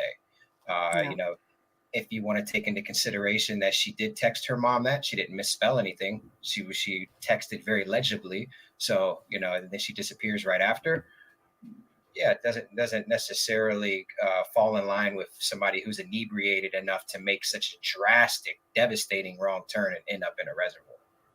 Well, there was some discussion that she, you know, was a graduation party with younger people. There were a couple hundred people there, I guess, at least. And there was some discussion that she was intoxicated. So, I mean, it is entirely possible that she maybe took a wrong turn. You know, we just don't know at this point. Have you learned? But of course, that is all now moot because the toxicology report has spoken and she was not inebriated. Any information at all that leads you to believe, yes, indeed, this was a suspicious disappearance? Have you learned anything from law enforcement? As far as that goes, I can't disclose that. You know, it's still an ongoing FBI investigation. Wait, I want to hear her question again. Hold it. Placer County Sheriff's Department. Somebody who's inebriated enough to make such a drastic, devastating wrong. I went back turn a few and end up seconds. in a reservoir. Well, there was some discussion that she, you know, was a graduation party with younger people. There were a couple hundred people there, I guess, at least. And there was some discussion that she was intoxicated. So, I mean, it is entirely possible that she maybe took a wrong turn. You know, we just don't know at this point. Have you learned any information at all that leads you to believe, yes, indeed, this was a suspicious disappearance? Have you learned anything from law enforcement? As far as that goes, I can't disclose that. You know, it's still an ongoing FBI investigation. CHP is involved, as well as Nevada County, Placer County Sheriff's Department. There's certain things that I can't discuss, and I can say based on what I know, it's extremely suspicious. Extremely. I mean, that's just start. Whoops. Yeah, so screwed up, man. And then I'm just going to try to go right into this other little clip here. Gosh, this is just not right. I mean, it was already so messed up and unsettling. And here I have another like uncomfortable obsession because these people on her community who are supposed to care for her and take care of her betrayed this young girl. This is how I feel about it. So many of them. And I just can't. It's not okay. And I think a lot of us are here because we can't live with that. And then I don't know. Well, also, SF Investigates said exactly what Doug just said, almost verbatim, before Doug said, oh, I'm so sorry. I just put on, hold on one sec. It's all right. I was going to start responding in chat on my laptop, so I turned it on there. Yeah, SF Investigates said identical. I have the screenshot from his Twitter. It says specifically, she knows the area. She just drove through one of the toughest tunnels in the area on her first try where other people can't. And she's very responsible, knows the area. And her grandfather as well said she would not have taken a wrong turn anywhere. So with that being said, and she's responsible. He even said it. He's like, for a responsible girl like this who graduated early and is really smart, she wouldn't get drunk at a party stupidly and drive, crash somewhere. There is no evidence of a crash. And that was SF Investigates right in the beginning. So they're both saying the same thing. It's just at different times. Yeah, I have noticed that they echo one another at times, but in strange ways. Gosh, anybody notice when Doug was in the boat where he says that when he got that text, and he's talking about he says that she got in a fight with Bleep. Yeah. What do you think of that? I think I know who it is. Sammy. The way that Whammy Sammy. Way that they were portraying it wasn't Mads, it wasn't Sammy, and they did bleep it out, but I have a feeling she did get in a fight with somebody, and I'll just be straightforward. It happens all the time. The girl who is being super successful, everybody looks up to her, but then one just has to come out and be like, you're not that great. You know what? And I'll be honest, I know who that one girl was because for those of you that don't know, I'm a behavioral therapist and analyst in real life. And I work with mostly teenagers I can't tell you too much because people go real life and it gets all crazy for me. So anyway, that's what I do. So I have analyzed that woman's statements, nonverbals, everything, as objectively as I possibly can. And then I've gotten, second opinions from some people that I work with who don't know anything about the case and don't know what I would want them to say. And, I think we were pretty double blind about it and they agree. Sammy, I'll tell you how Sammy feels about Kiely Rodni. She feels disgust and contempt. There is no friendship there. There's no love lost. There is no warmth. Sammy does not like Kiely Rodni. Let me say that again. There are clear nonverbal indications and statement analysis indicators that Sammy has strong contempt and disgust for Kiely Rodni. Those are two of the strongest negative emotions you can feel. And it is almost humanly not possible to feel any kind of benevolent sense about a person alongside those emotions. So I just want to put that out there. I think too with her interview, I mean, to me, common sense says if you have to spin a bunch of stories, you're hiding something. Yeah. Because most, if not all, of what she said has been proven to be false. Yeah. And you could tell she was making up stories on the fly. She'd have to stop and she'd look up. I mean, all and how people, when we're trained what things to watch for. Exactly. And did you see the video I did on that? All. Yep. Did you see it? All. Did you see the video I did on that? If you didn't, it's okay. But I'm wondering. Yeah, I think I did. This has been quite a while ago. And did you independently see the same things I did, the indicators of deception? The first time I watched her interview. Yeah, I'm exactly. Sitting there going, this girl is guilty. I mean, that was my. Me too. I was like, ding, she's ding, making ding. stuff up on the fly, even before we knew that it had been proven to be false, Yeah. Well, do you guys remember, like I said, from the first moment we all met, everybody on this channel, everybody on all channels that I do lives on, I said, Sammy is a clout getter. And I gave the 3 reasons. 1, if Kiely's found alive, she's a hero. 2, if Kiely's found dead, unfortunately, she's the hero that didn't help her friend in time. If she continues to be missing for the remainder of 10, 20 years, she's the trooper that's going out looking for her best friend. She wins, because she wanted to be internet famous. Because she's never going to stop looking for her. But yet we know, and oh gosh, we know based on, statements, video, all kinds of records and measurements of what happened in the past now, that all of that searching for Kiely that Sammy was doing never happened. She put on a freaking t-shirt that she couldn't even properly get designed. Seriously, that girl is just. And then even at the one rally, she and the other gal are standing up there laughing, and it was awful. Yeah, it was just disgusting. One comment I do: somebody had mentioned that she knew details about things that she shouldn't have. She didn't. Every time I did a live, I said, think about it. Everything she's saying is hearsay, completely hearsay, except for a text message, maybe. All hearsay. She only came up with the information when she had her group of kids, Kiely's real friends, who would tell her stuff. And then she'd go, oh, I just remembered, we're best friends. She had a bull on her car. You mean a giant bull on top of her car? No, like a sticker of a bull on her back window. You mean a ram? Ram, right. No, it's a bull. A ram. Well, she didn't know anything. So she didn't know anything. So she did that in combination with the literally pulling shit straight out of the air, where you can see those clear deception indicators when people do that because they access a different part of their brain. It's 100%.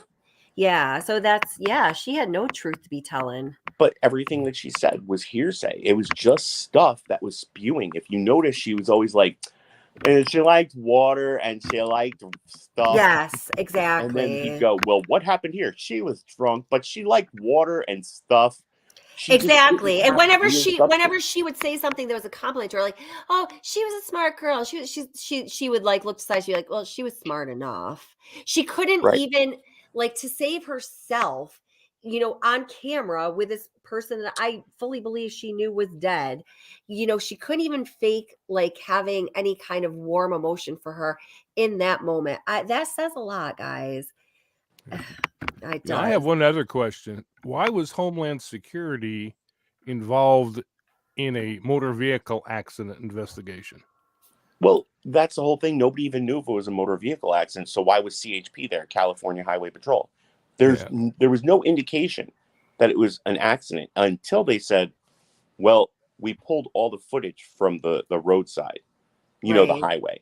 Right. And then suddenly CHP dips in, and then the FBI dips in, and they're like, the FBI aren't. Well, the FBI came in and initially because now we have a missing you, so that called upon them to take lead right away. Normal. Right?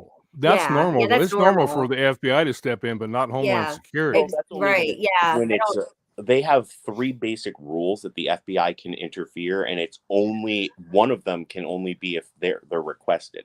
So it has to be something to do with inter-county trafficking or something like that. Interstate, interstate, inter-county. Well, they could do across counties too, because it's considered a federal charge at that point. And the one is if the locals request them to come in.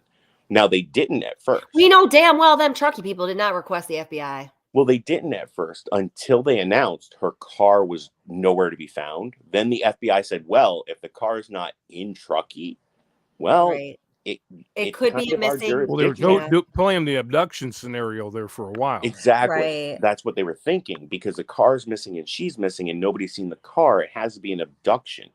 What if the FBI was actually having some indicated, maybe knew that Truckee was a little corrupt, and they were like, you know what, if we need to, we know how to manufacture our reasons to go in and take lead on this case. I mean, I never actually really considered that till now. Well, that's why I keep saying they need to reformat. They need to reformat all levels of police from, meter maids all the way up to federal agencies.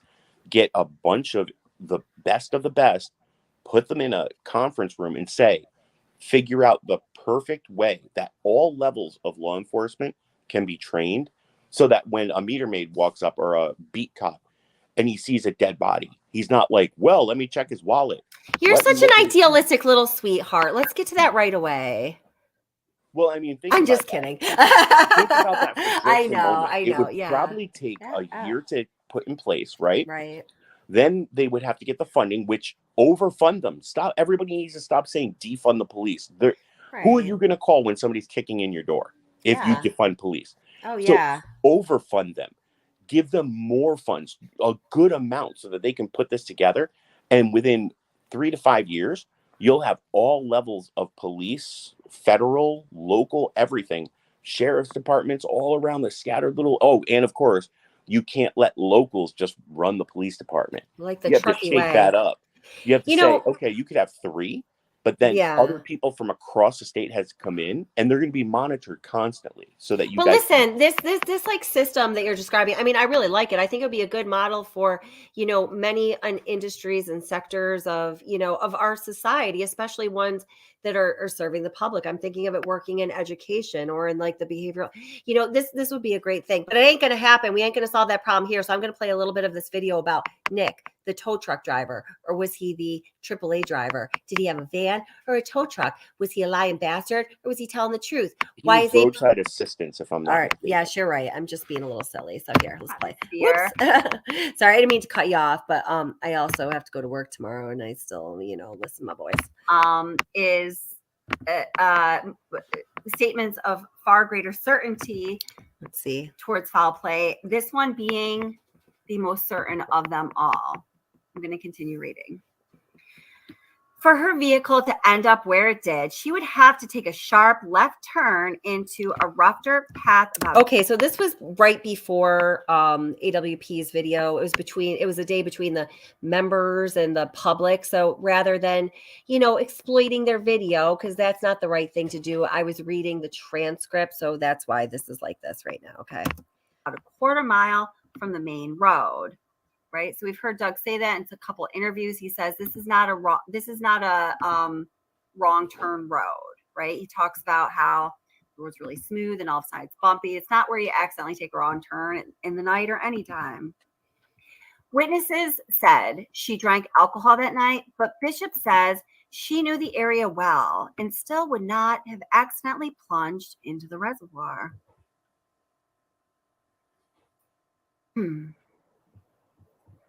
Just minimize this again a little so you can see the picture with the caption. Come on, Cal. I thought this was a different video, but this is what we're dealing with.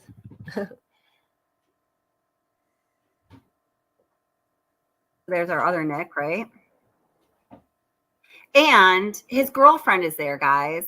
So I don't know if you've heard this. I think it was Doug. Okay, you guys have all heard this. Too. Hold it. Sorry, I want to get to the point I want to get to. A roadside assistance worker who believes he responded to a call involving Rodni 10 hours after she was last seen. Well, that's interesting because 10 hours after she was last seen, and he says he meets with her at 11. That would mean she was last seen at 1. So I think that this caption is off in its timing, but we could question that if we want to get real cray-cray, but we're not gonna. Authorities haven't yet released her autopsy or toxicology reports. I don't think they're in yet, right? No. Even though the cars, and I'll have to, please do answer that, but I'm just not looking at it right now. Even though the car's passenger side window was blown out and the rear driver's side window was halfway down, Rodni's remains were. Okay, so this is a part I want to listen to or want to read again. So it says was blown out. Authorities have not released the autopsy or toxicology reports, even though the car's passenger side window was blown out and the rear driver's side window was halfway down. Rodni's remains were found in the cargo hatch. Like, I'm just trying to reconcile these AWP statements, but you know what? I don't want to listen to myself reading that because it's stupid, because we can just go to the AWP video at this point. So you guys talk amongst yourselves for a moment while I tune that up, please. Oh, unless they're all mad at me. Hello, Kevin. Allegedly, where'd everyone go? I'm here. Oh man, this is crazy. So what's our plan, Kevin? How are we gonna go make this justice thing happen? Because I think we got to take some tanks and bazookas through legal measures and means, of course. Hey, well, have you seen the videos by J-Rod? I don't play fair. Sorry, I was answering a response and also posting something in your channel, but I'm still here. Ah, okay, awesome. Glad to hear that. Well, I've got a hold of my old boss back in Washington, D.C. He's looking into it. Who's now in the DOJ's office? He used to be the U.S. attorney in Montana when I worked there, and then he got this position back in D.C. and he's worked his way up the ladder, and he's one of the top dogs there now. So very cool. And he trusts my judgment, because I was kind of like his right-hand man when I worked there, and so he trusts my judgment. He knows that I'm not going to get a hold of him and spout something that's not, important. Right. And so I told him, I said, there's some crap going on here, and it's been going on. And I sent him the that video, Everyone Counts. And but what I did is I also sent it with timestamps, because it's like, an hour and 47 minutes long or whatever it is. Yeah. And or something like that. And I sent him timestamps so he didn't watch the whole one. Didn't have to watch the whole thing. Right. But just the important parts, the parts I wanted him to see. So cool. That to me, that's just one more step towards exposing them, because I don't know how many other people, other than people on YouTube, who connected with this case and been watching it, even know what's gone on there all these years.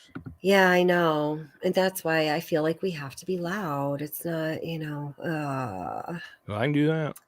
Yeah. I mean, I just was like, hopefully, I think a lot of people wanted this in their heart of hearts. This is going to be one of those rare cases where maybe we got a little worked up because we've got a little bit of PTSD from other cases we've seen gone all sideways. or our own experiences or whatever. But this all, worked out fine, whatever. It's definitely just not that case. So. Well, this is the only one I've looked at. So other than I watched a little bit of that Dylan Rounds thing, but not a whole lot. Yeah. Well, I mean, from being in law enforcement. So here I'm going to play. All right, let's play a little bit of this AWP video where they're going to be introducing all of that. Well, let's listen to their own words and how they characterize their interaction with Nick, the roadside service dude. Authorities have conducted search efforts since then, including dive teams that entered Prosser Creek Reservoir on Wednesday, looking near the shoreline for signs of Rodni or her vehicle, but they found no clues to lead them to Rodni's whereabouts. Police said she last spoke with her friends and family shortly after midnight on August 6th, and her phone was turned off around 12:33 a.m. Law enforcement has expressed frustration at the lack of viable tips, in that few of the 200 to 300 people at the party are coming forward with information. So we just got out of Best Buy after picking up some supplies here in Reno, Nevada. We're on our way to work the Kiely Rodni case just down the street in Truckee, California. And Nick, a longtime supporter, fan of ours, appreciate you for coming up to us, possibly has some information in regards to the Kiely Rodni case. So why don't you explain a little bit about what you may have run into? So my name is Nick. I work at an emergency roadside assistance program. I got a call up in Truckee, Boca, for a battery call. So pretty much that means that the vehicle can't start. So I went en route up there, found the vehicle. At the time, I didn't realize that this was a situation until later on. But let me stop you right there. Yeah. You said you went to Boca. Yes, sir. So over near Boca Lake. Yes, sir. So not Prosser Lake, Prosser Creek Lake. It's right by Prosser Creek. Yeah, so just north. So you went to Boca. At first, when I went there, I realized after my test that everything was working great on the vehicle. At that point in time, I did notice that she was very hesitant and very skeptical on everything that was going on. She was asking me really weird questions, in the sense of, how do you put on your seatbelt correctly? And and she asked me to show her on how to connect it to her actual belt. After that, she was stating on how she was there all night and she couldn't get her vehicle started due to the fact that now we both realized it was in neutral. She was wearing a sweatshirt, so it looked like she has been there for quite a while. What color was the sweatshirt? It was a gray sweatshirt. Gray sweatshirt. Was it dark gray or light gray? It was light gray. Okay. Yeah. Also, there was a guy there that was with her at time being. He was wearing a black San Francisco flat top ball cap facing forwards, brown hair that's sticking out just a little bit on the sides. It was kind of they were both kind of at unease is what it looked like for me, as if either they had a crazy night or a crazy day or there's something going on I couldn't know, and at the time I didn't realize what was going on. But other than that, he was a thinner built guy is the best way I could put it, with a bro tank, and it was a white bro tank. He had some freckles on his face, or maybe it was acne or whatnot, but it was on both sides of his face. He was also a little bit shorter than me, so I'm 6'3". In hindsight, you're realizing all of this. When do you think that this took place? Was it before, during the day, after she disappeared? To be honest with you, it's either right after she disappeared or right before she disappeared. Okay. But it was around noonish, 11 o'clock in the morning when I got out to her. During that period of time, after the period, I told her that I was going to leave and I hope you have a great day. Vehicle, I told her to keep it running for a couple of hours to obviously make sure everything's working good on the vehicle, charging system wise. At that point in time, then I left, and then a week later is when I saw at a coffee shop that she was gone. You saw this on a flyer or something? Yeah, but then everything spiraled out of control and I got in contact with the detective and tried to do everything I could, and then I saw you guys. Now we know we probably have a tie to Boca, which was already on my radar. Do you know who placed the call to your roadside company? So I can't get details. Calls don't go through me. They go through dispatch. So you don't have. So when you were digitally dispatched, did you call them to say you were coming, or you just showed up? I did call and nothing went through. It went straight to voicemail. Okay. Yeah. Do you know if she had a phone on her at the time? She did state that her phone was dead. So she used whoever this was, she used his phone. So that's how she did get in contact. And what was, you mentioned she was asking funny questions and acting weird. Granted, I at the time I didn't realize again that. Yeah. I mean, I've been in the towing industry my whole life, so you see a lot of crazy stuff, a lot of weird stuff, and it's actually pretty normal. You know, so I can see why at the time it's just a normal call. She kept on going over that, like, how do you like, you know, secure your seatbelt firmly and like do it correctly, and that's when she was asking this. Was the guy that she was with right there too? He was on the opposite side of the car. So he could hear the conversation as well? Every single time the guy would come over to us, she would go on to the other side. And it was just like a back and forth, like a tag team. Better to say, like one person would come over, she wouldn't stay near him, and then it would go vice versa. Or if we were at the front of the car going about the battery and talking about the battery, he was always on one side, she was on another. They were never close to each other. She was uncomfortable. Right. Yeah. Because, that screams awkwardness and someone being uncomfortable, and when in that scenario, if he was there with her, he should have been right next to her, if not dealing with you the entire time, and not her. Did she seem high or intoxicated, or? I thought that maybe she was either hungover or just had a really rough day. She looked distressed. Can you show me on the map where you saw her? Absolutely. All right, so we're here in Reno. Let's go down to Truckee. There's Prosser, there's Boca. Just drop a pin on the road exactly where you saw her. We're at the right place, right? Boca, you come in, you follow this road down. I think that is the turnout right there. Yeah, this is it. And so right there, how she was coming out this way, so and her front end was facing 894. Yeah. All right. And did you leave before her, or did she leave before you? I left before her. Was there anybody else around? There was people far back here, yes, but not near her, no. Did you notice anything in particular in her car at all? I mean, besides perfume bottles and actually there was a perfume bottle that was in the center console, and that was all that I recall, to be honest. Did she have anything on her keys at all? I don't remember. Did you say that you guys have cameras that could possibly get some sort of facial recognition on? Yeah, so we do indeed. We have cameras facing front and rear of our vehicles, as well as that we do have audio, so we could pick up audio from inside and outside of the truck. So we did have that, and I'm guaranteed, my vehicle is facing directly towards hers, so, and that's how I normally do it for my protection. What's the window you're giving us of when this happened? Either Friday, Saturday, or Sunday, I believe. Because the weekends I usually cover Truckee, so, and that Friday I also worked in Truckee, so, yeah. If you were to make a bet on what day it was, what would you say? When I was looking back under my GPS, under my phone of where I've been, I was there both Saturday and Sunday, farther into Boca. Everything you just heard unfolded right here where I'm standing. Talking about where Nick described him parking his service van. When he pulled up to give the battery service to Kiely, he parked his van right here, facing that direction. Her vehicle was parked right over here, facing 894, that way. We're going outside of what we would normally do, because we're normally working cold cases that have hardly had any resources whatsoever applied to them. This case has had over 10,000 man hours over the last 2 weeks placed in at Prosser. I'm confident in what has been done at Prosser. It doesn't mean I'm not going to check it, just means that I'm not going to start there. We're going to make the most of our time by starting where we know not that much work was put into.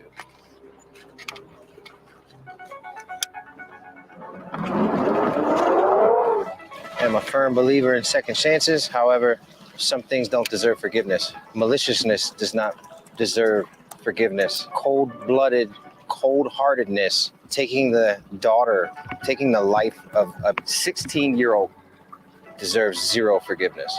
I have set a radius of 10 miles around Prosser Creek Reservoir. We're going to work hard to clear Stampede, Independence, Boca, and Prosser Creek, all within that 10-mile range.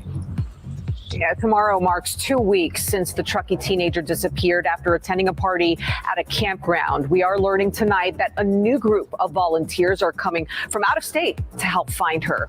Everybody just wants the same outcome. It doesn't matter who finds her. 40 to 50 feet offshore, you could easily conceal a vehicle right in here. Doug Bishop and his team is ready to join the search for missing Truckee teenager Kiely Rodni. We all have one goal. We all just want to find Kiely. I've just located in the corner of this cove here a target that I cannot identify. We're also talking about a vehicle that is not going to come up the way a vehicle would if it had been under here for 10 years. Based on the height, it's not anything. However, I just want to make sure. The reason that this is suspicious is because you could dump a car down that hill back here in this corner, in this little cove, and no one will see it. The team coming in just days after authorities announcing they are scaling back the search for Kiely. We've had over like 9,000 man hours into searching, which is pretty astronomical. Our biggest problem is where do we go and how do we keep sustaining this? They just want help. They don't care how it gets done. They just want it done.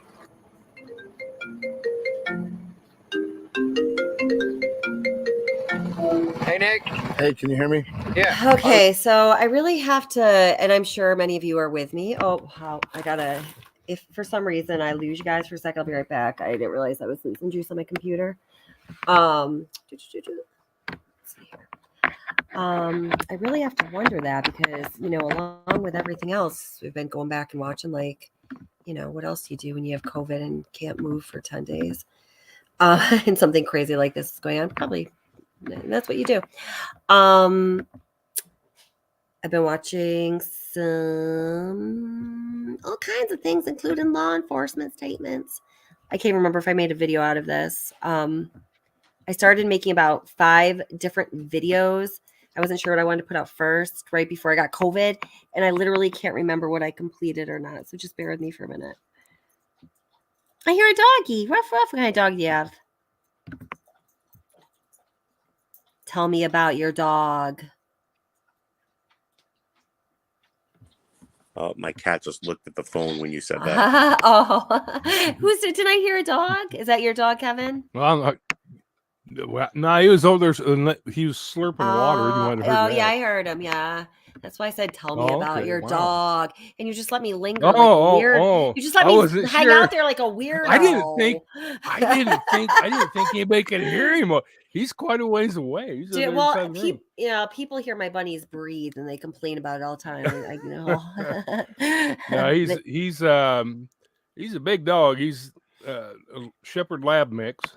Oh, cool! Nice. Black. He's a sweetie. He doesn't even chase cats. He'll sit there and look at them. He doesn't chase squirrels. He just kind of looks at them. Like, okay. That's so cute. I love animals. Just love them. Let's see. Did I make a freaking? I can't hear. I'm gonna hold it. I think this is it here. I really can't remember what I put out. Isn't that sad? But here we go. Let me take a look really quick.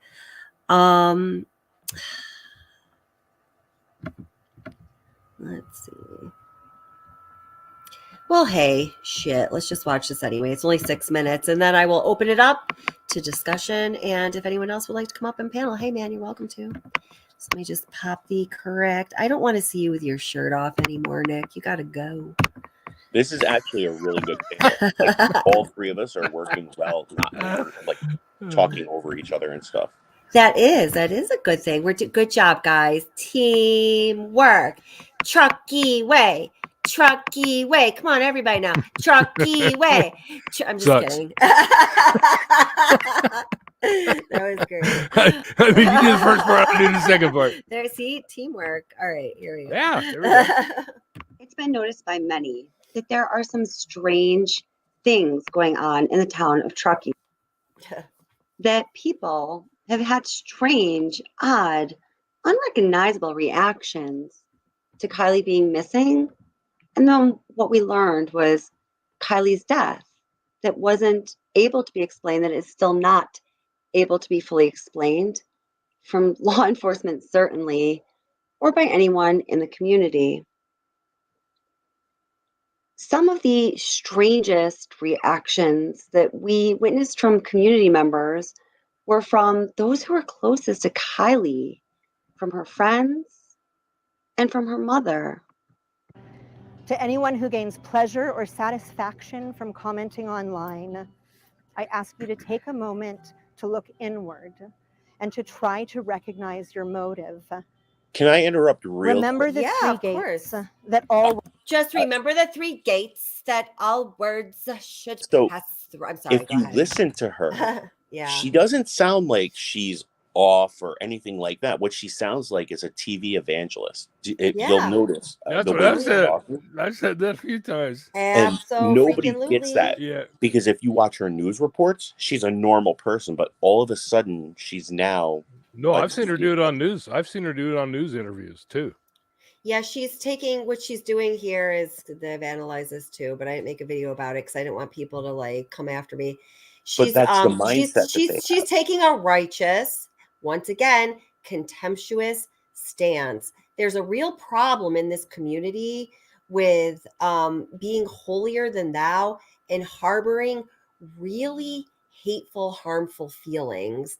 I'm telling you, man, I would not even want to visit this place. We I'm should not all saying move there. I'll let maybe a little field trip. Anybody want No, a field just trip? we should all move in, and when they're all like, "What are you doing here?" Be like, "Yeah, we're getting rid of this whole Truckee thing. We're gonna be like Truckee way. Kevin's gonna be like sucks. Truckee way sucks. But I'm sorry, I just wanted to point that out because a lot of people, I've been trying to relay that, but no, like, I hate to say it, but when you're trying to type it up in chat, you're restricted. So No, you all right, are. So, I'm good. so just notice here what I think we're in agreement upon again is we have an evangelistic style, righteous, contemptuous woman speaking, preaching to a group of people. Well, you'll see in the end of the video what she was doing just a moment ago. And this woman just lost her daughter, death. I mean, like, what kind of business is, I don't let you tell me. To anyone who gains pleasure or satisfaction from commenting online, I ask you to take a moment to look inward and to try to recognize your motive. Remember the 3 gates that all words should flow through. Is it kind? Is it true? Is it helpful? Is it not total bullshit? Let's add a 4th gate there. Jeez. I implore you to remember that there is honor in silence. Oh my God. And there is kindness in minding your own business. You are talking about the death of my child. And, you know, we Yeah, care about the death of your child. What is concerning to all of us, one of the reasons we continue to talk about it, I'm talking right at you right now, Lindsay Neiman, is because you act like this. It is not normal. I'm not saying you did anything bad to her or anything, but this guy, this is not normal. And I got blasted. I did a video on this, and man, did I get blasted on Oh, I bet you did. I hate to say this, Lindsay, but the people that you're talking down to and you're being condescending to and telling us to find other things to do, if it wasn't for YouTubers, your daughter might be there permanently. And just listen, just give it the video a couple 2 minutes to reveal itself. Our community's child. It's time to let our children mourn their friend quietly, peacefully. I hope you can find other, more beautiful and helpful ways to spend your time and remember Kiely. Call your mom. Take a walk. Pick up a new hobby. Please know. I'm sorry, and people aren't going to like I'm saying this either, but every time she says that, I just really want to be like, fuck you. Like, it's just so demeaning. Not gonna make me mad. You know, like, let's just listen to that again and just watch. You don't have to be I'm sure, Kevin, with you, a lot of these same things, like I'm pointing out with the emotions and the intentions, came across the same way to you at first, but more Me beautiful too. and helpful Yeah, ways yes. to spend your time and remember Kiely. Call your mom. Take Dumb a bitch. walk. Pick up a new hobby. Please know we got this. Let her rest.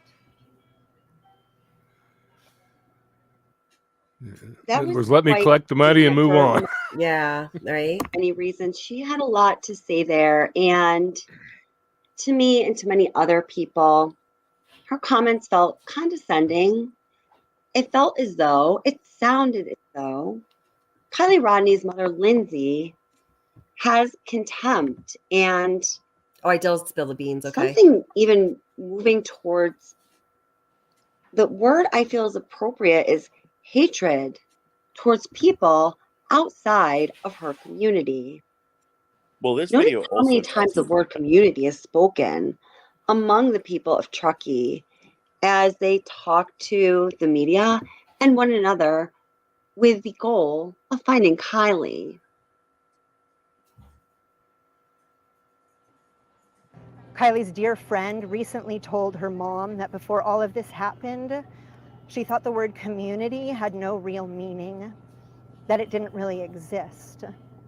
But after Kiely went missing, the way our community showed up in full force showed her that it in fact is so very real and so, so powerful.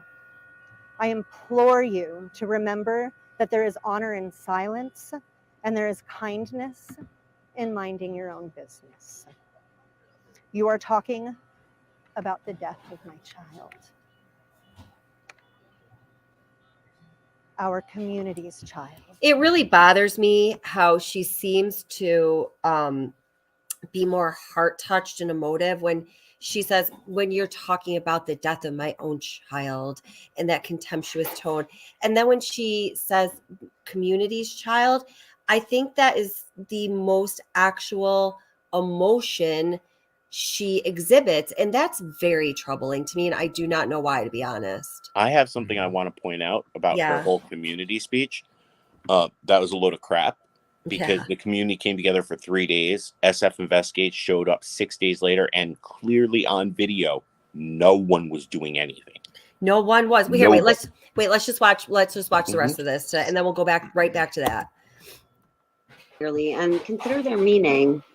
Let's listen again to what Lindsay Neiman had to say as far as offering advice or demands towards how people outside of her community should behave. I hope you can find other, more beautiful and helpful ways to spend your time and remember Kiely. Call your mom. Take a walk. Pick up a new hobby. Please know we got this. Let her rest. And guys, listen, Why was that green screened?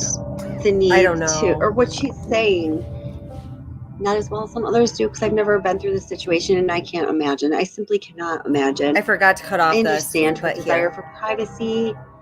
I imagine it could feel possibly like alienating or invasive when so many other people. Here, I do get that. And the music's a mismatch. I forgot to tone down the volume there. That's her mission statement, right? And she's aware of that. She knows that. And, you know, at some point, she was inviting the public to get involved. In fact, listen to what her friends have to say. Her friends from her community. They are still waiting for that official confirmation that the person found inside that car was indeed Kiely. I spoke to two family friends of the Rodni family today who said this was not the outcome anyone was hoping for. Just sorrow and hope. She's very strong, very strong woman, but who can be strong? All I can think of is the broken heart emoji that we all keep texting back and forth. At least he can connect it about that one. Kiely definitely was special. She meant so much to so many people.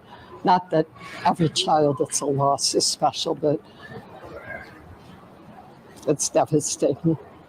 I came out here several times with different people and joined the search, joined the topo map thing, and went out to Prosser, went on my own searches, did a lot of, I know Bev and I did a lot of posters at the request of the family. We social media canvassed reposting. And the family had asked us to social media post. Oh, so did I know they? on my page, and I know on your page. And then I asked all my friends on my social media to share, and some people from Santa Barbara were sharing. I mean, we just had no idea where she was. So, like, hey, look at us. We didn't even use social media before this, but the family asked us to post on social media. So I messaged everybody I knew. They became my Facebook friends real quick. And now everyone's involved because the family asked us. And we're showing actual emotion because this is a truly scary tragedy. And this is a normal reaction. I mean, there was people in Arizona. I know my brother posted in Arizona. He better get a hobby. The family had asked active social media. So yeah, definitely. We're getting answers tonight on CBS Sacramento. Who was notified and when? That outside organization said they called members of the Rodni family as well as law enforcement. Today, we learned from some of those law enforcement authorities and Kiely's mom herself that may not have been the case. We're digging into that here tonight on CBS Sacramento starting at 4. Huh. So, what do you think? It's been noticed by... Oops. Not you, Kelly. What does everyone else think? Well, you notice on that speech that and some couple of other people pointed out that it's green screen. You notice that nobody looks at her when they walk by. Yeah. I mean, when you walk by somebody, you see somebody standing there talking, it's automatic reflex. Automatic reflex. You're going to look over at them. Oh, and everything. Every video. Nobody. And plus, she comes in really clear and her background's fuzzy. I mean, it's... Yeah. You know, so what do you think is up with it? I mean, what are you getting at? What do you think is... It's weird, but what do you make of it? Anything? It's fake. I mean, the whole thing's fake. She's trying to act like she's doing it there at the celebration or live or whatever it is. I mean, what motive would you have to green screen it? Right. Well, that's the question we have to ask.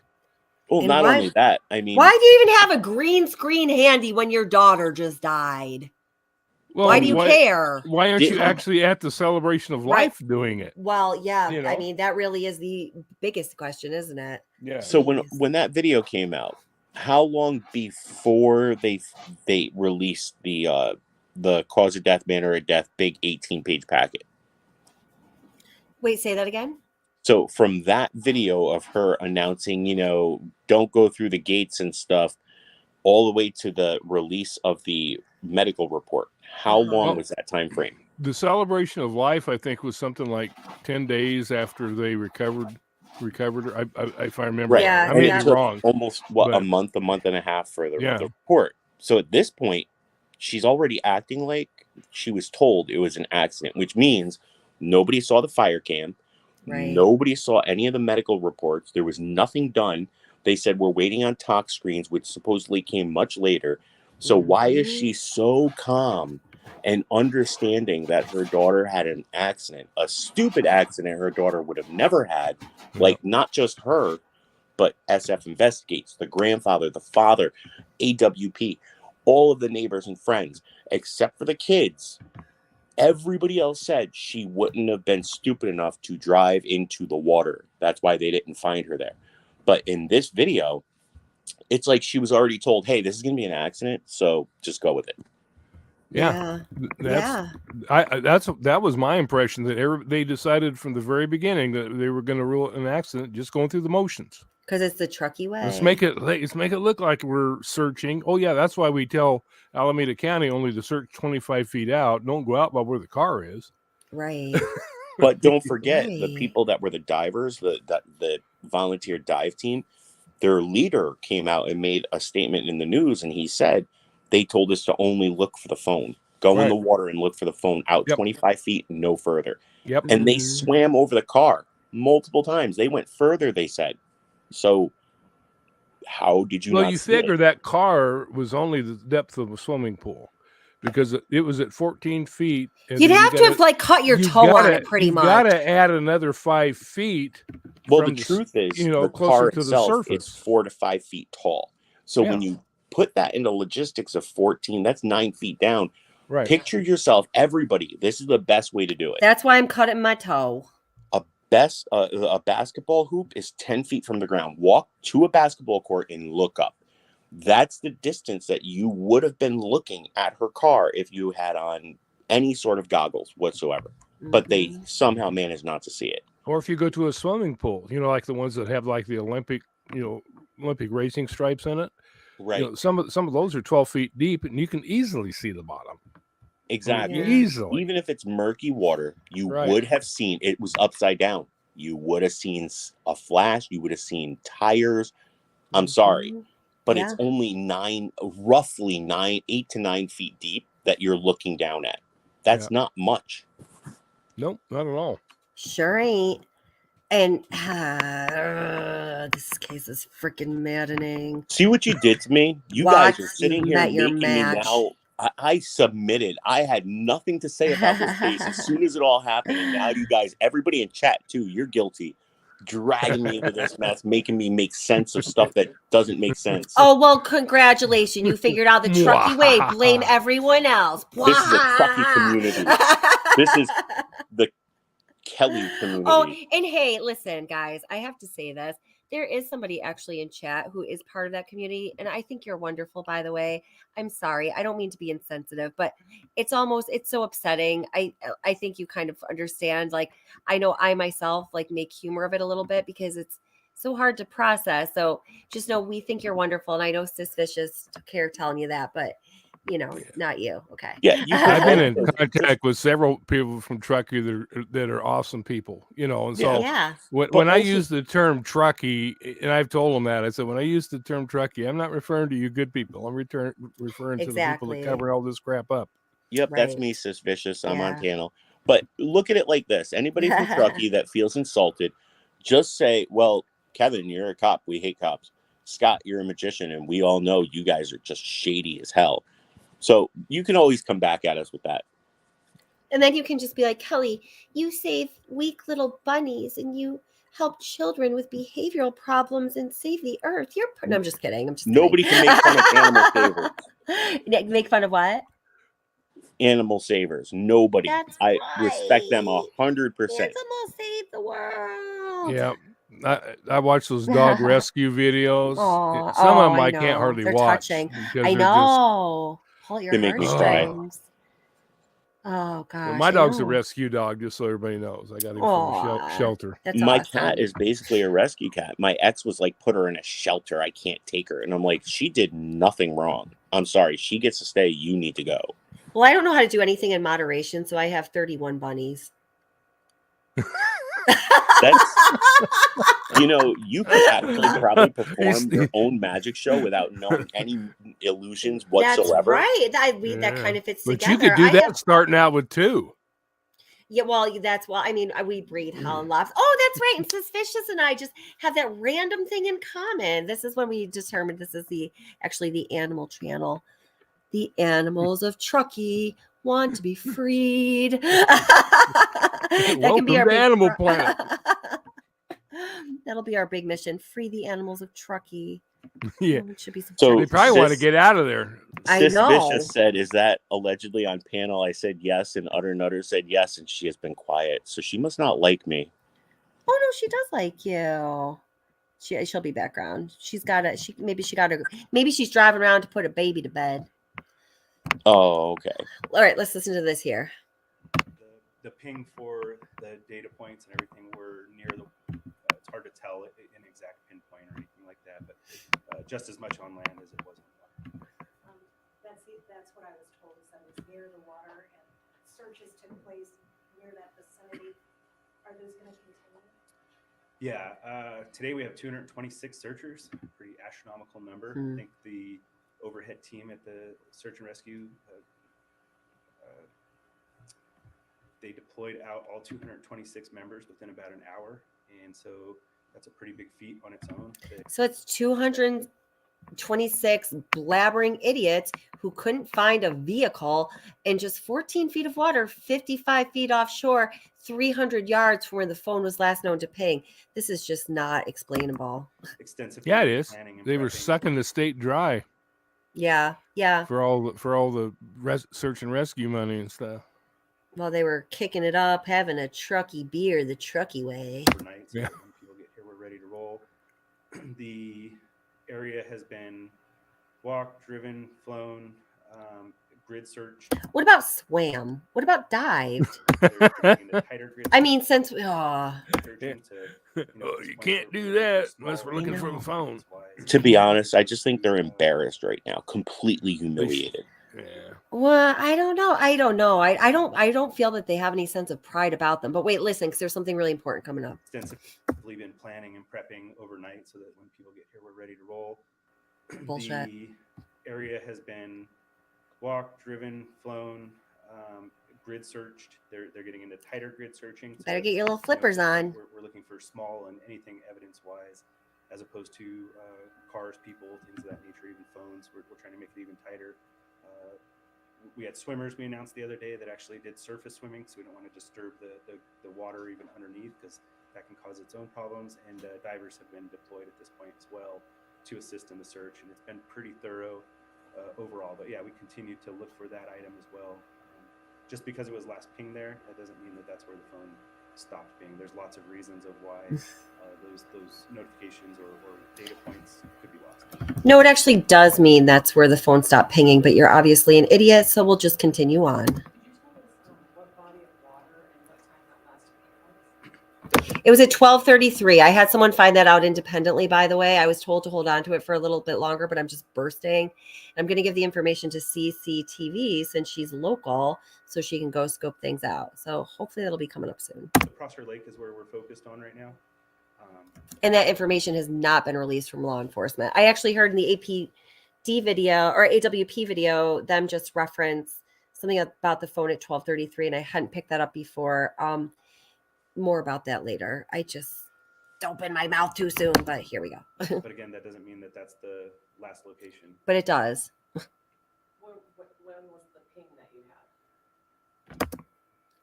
Never mind. I think the last location known that we've put out, from I think day one is around 12:30.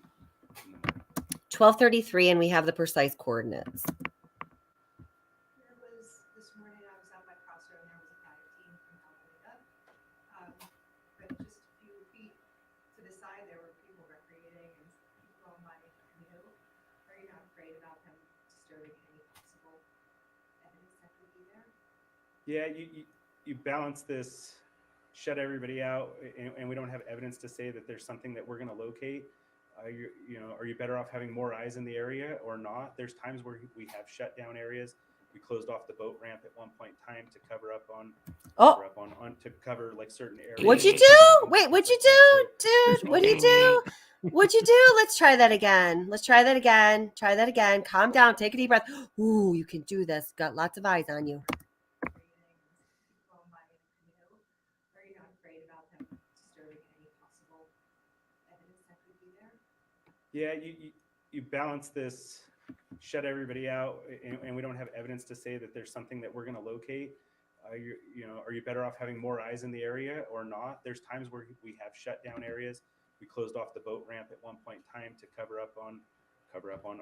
cover like certain areas. To do what? And who was it that last time noticed that the dude in the middle like raises his eyebrows? But hold it. I've been listening. I know. He's like, dude. He's like, you just really fucked up. It's like, seriously, there's no Scooby snacks for you after the shift. Oh my God. I'll take his Scooby snacks. You deserve his Scooby snacks. We'll distribute them among the panel members. All right, we're going to slow that down. Let's just listen to this blabbering fool. Cover up on Oops. to cover like certain area. Yeah, you balance this, shut everybody out, and we don't have evidence to say that there's something that we're gonna load. And we don't have evidence to say that there's something where, like, could he? I know, but could his words? Sometimes you just really gotta slow down and think about the words. And the drunk is kind of funny, right? But could he? I mean, yeah. Look, listen. Okay, And they all just looked at him. They're like, dude, what did you take before this? Because it's not working. Yeah, it's all three of them are like, I know. Look at them. Be better off having more eyes in the area or not? They're like, probably not. We have shut down areas. We closed off the boat ramp at one point in time to cover up on to cover like certain area and ground and things like that. So What do you think of this? Let me just hear They're him all say looking at him cover like, up. dude. I know. I just got to do 10 seconds one more time. Last time, I promise. Just watch these people. funny. Everybody, what did they say? Turn off all of your lights and get this on your large screen HD television. Watch closely. Locate. Are you better off having more eyes in the area? You're better off having no eyes on you because you are obviously not doing a good job at anything, sir. Or not? There's times where we have shut down areas. Dude in the middle is like, dude, you're just so screwed, all of us. Closed off the boat ramp at one point in time to cover like certain area and ground and things like that. Jeez. So there's always you don't recover from that. But guys, that's not like a what's it called when you like Freudian slip. That's what do you guys seriously y'all? That redheaded guy cracking me up because it's like, oh, that's an oh shit moment. Yeah, he's like, I'm really uncomfortable and I want to run right now because none of us are getting the Truckee Way Award now. I mean, yeah, Marlena says, mission failed. Houston, we have a problem. Yep. Yep. Uh-huh. Oh, God. Kelly Shade is always so spot on. Why, thank you. I think that's a compliment. Did you see what Sis said about you allegedly? So you're not feeling all insecure up here. Yeah, I responded to it. Okay, cool. Yeah, Esther, all the guys look at him like, what the fuck? I know. Here, let's listen to some more of his terrible words. Concern in slow motion. Don't have like a, hey, this is the area.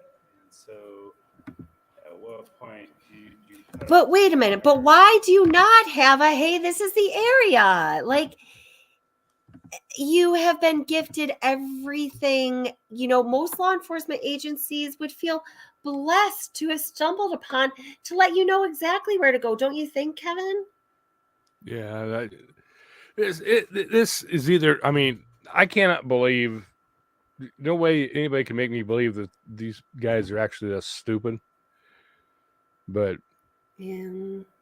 This one I'm talking here might be for reals. I bet you they're not even cops. They're just paid actors. Oh no, that's what Ryan Upchurch said.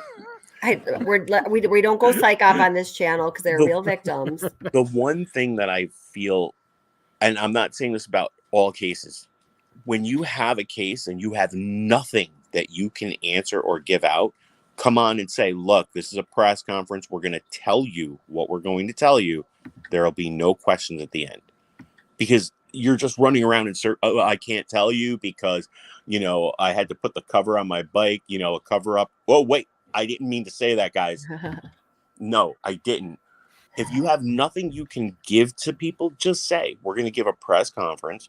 There'll be no questions because we can't give information. Simple.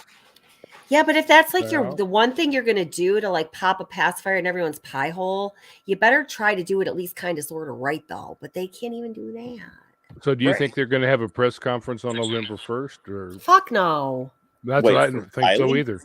I certainly doubt it. They're not going to open themselves up to that. They're not going to face the public. They're not going to face all the scrutiny. They're going to turn let's tail. Even say this isn't a cover up. Let's say it was just horrible police work and it looks like a cover up or it looks like you're doing something. You don't come out again. You don't run out and go, hey, it's us. Do you guys have questions? Yeah, I mean, the women of Truckee have obviously already castrated all of them, so there's really nothing left. Maybe that wasn't funny, but I thought it was. Okay. It was. Actually, you started laughing and coughing at the same time. So it's the Truckee way. Yeah, he does have kind of a high voice, doesn't he? Yeah. Do that based off of information.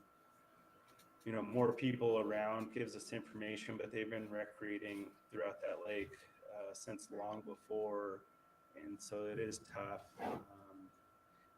a diving operation like that is really almost like you're going into the water blind, and they're basically searching with hands. Actually, no, it's not, because you have this shit called sonar, and you also have these cool things called scuba tanks, where you get your, not just your Scooby snacks, but also a breath of air and goggles and things like that. And the water is pretty clear, and it's not like you're going in blind and searching with your goddamn hands.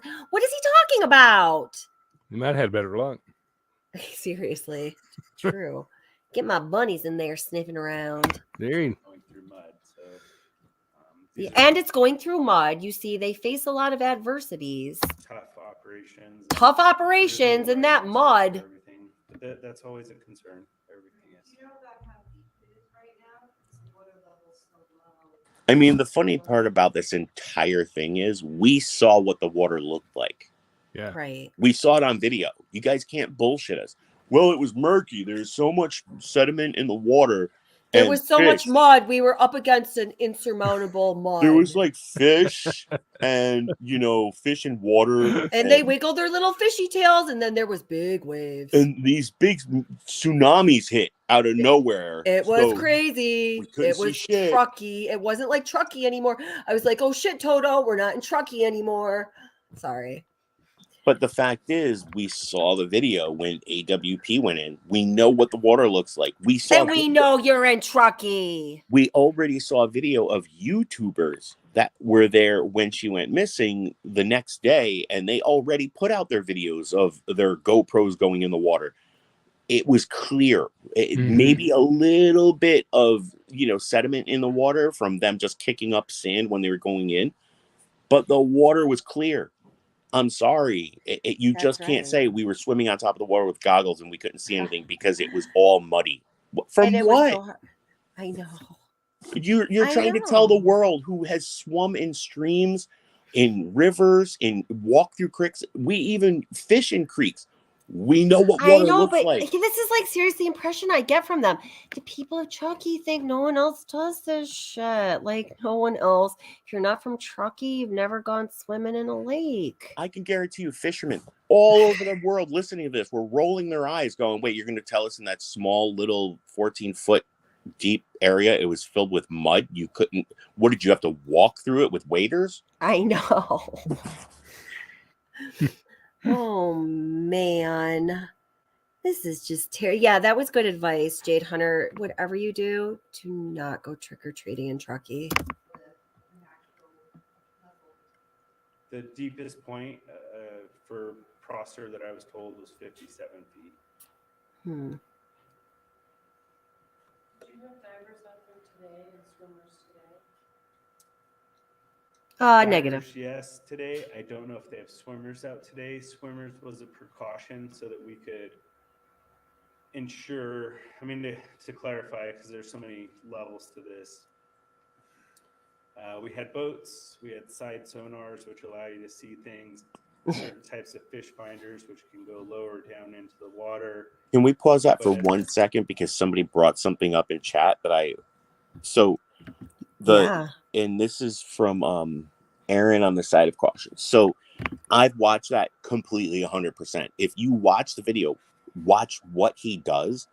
He finds her car at the wrong side of Prosser. It's much further south and further out than where the point was. And he was going, look, it's right there. It's right there. And then he literally showed the car, then went. He was using his equipment wrong. Well, no, he was using a satellite imagery. Right. But the satellite itself, when I've watched it a billion times, the vehicle that he found with the tires and everything was located at the far side of Prosser. And what he did was he scrolled through back and forth really fast so you couldn't see exactly, because he's like, here's the point. Then if we type in this thing, it brings us right here. And that's what everybody was pointing out. They're like, dude, that's not where it was found. He's like, well, yes, you don't have. It is. They're not real-time images anyway. You have to be pretty high up security clearance with the government to. Well, no, it's a website. So they have a website where you can actually search real time with the satellites. It works. It's just it was in the wrong spot. We think it works. What he was looking at was in a totally wrong area. And I kept trying to point that out in that Zav Girl live. I was in there, and I'm like, no, look, the point is way up there. Where he's looking at the car is way down at the end. But that's the only reason I want to interrupt, because somebody mentioned it, and I like to tell them, go back and rewatch it. And that's cool, because it's important to point out that there are many ways to be a complete idiot. At that point, we still hadn't touched the ground or anything like that. Swimmers on the surface allowed to use masks and see things without. Oh wait, they can see things without just feeling around with their little paws. Up the water just to cover if there's something you could see, because once you touch the ground, you could potentially have all that earth come back up over. Oh, all that earth. Evidentiary item. So divers were the last case scenario in the attempt, because for the most part, you could go in over and over and over again, but potentially you get one shot at it.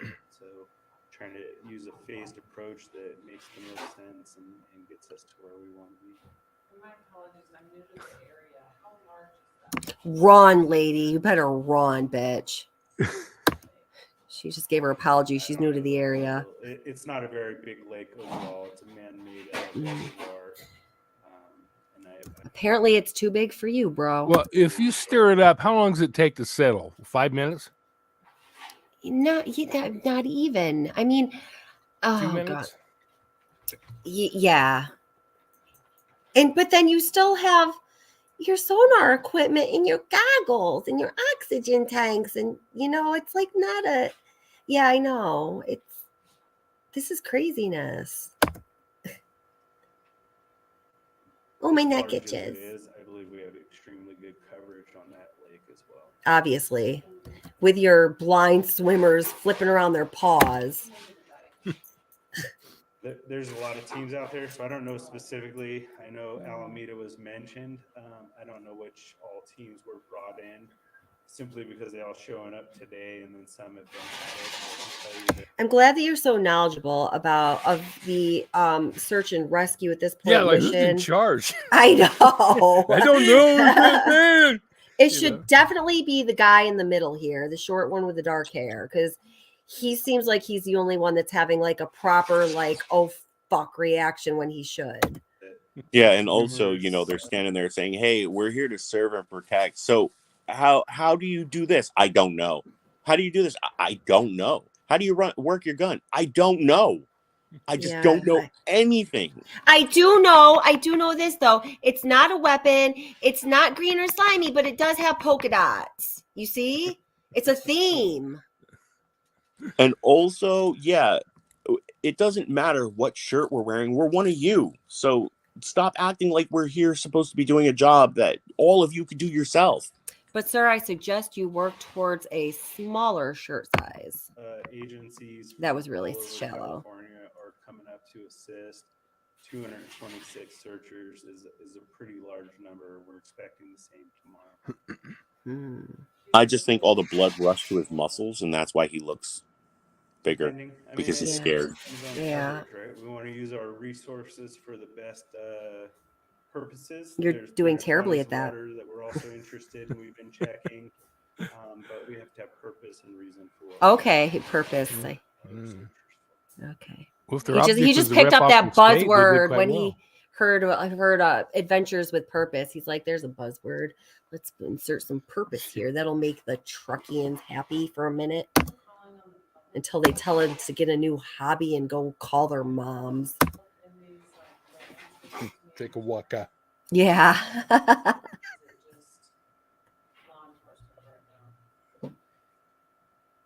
Our searchers are volunteers, the majority of them, but they also go through a training. So CalOS has a typing system. So when the sheriff's office is going to utilize searchers for a specific purpose, they have to be trained up. They have to have all these things, and they're covered under what's called a disaster service worker. So workers' comp, is picked up by the state in case of things that could go wrong or injuries and whatnot. Seems to know more about that workers' comp than anything else that's like protocols or procedures that are going on in this search and rescue mission. But did you hear the contradiction too? He said they're all volunteers, but they're specially trained. Well, if they're volunteers, they just have to be scuba certified. Well, if they're professionals, obviously, they just have to be failures. Right. And anybody, and just to throw this out there, and I know I get a lot of heat from this, when Adventures with Purpose is like, we have highly technical Garmin sonar and specialized training, what that means is any 10-year-old or above can become certified to be a diver. And our training is we dive down into the water, find a vehicle. Now, Doug, he's a tow truck driver. He's not a recovery specialist. And he met Jared and gave him free tows. So he joined the team, became scuba certified by guess who? Nick. Nick taught him scuba diving. So they're just certified divers, and they recover vehicles because Jared has the expertise. Not everybody else. Jared. Just to clarify that. Yeah. Yep. Oh my God.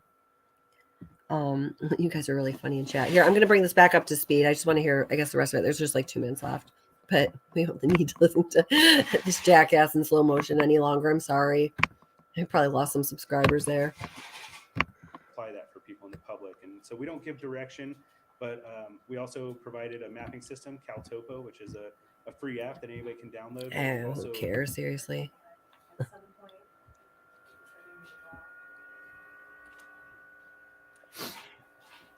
At least I'll speak to the. All right, this is a good question, actually, though.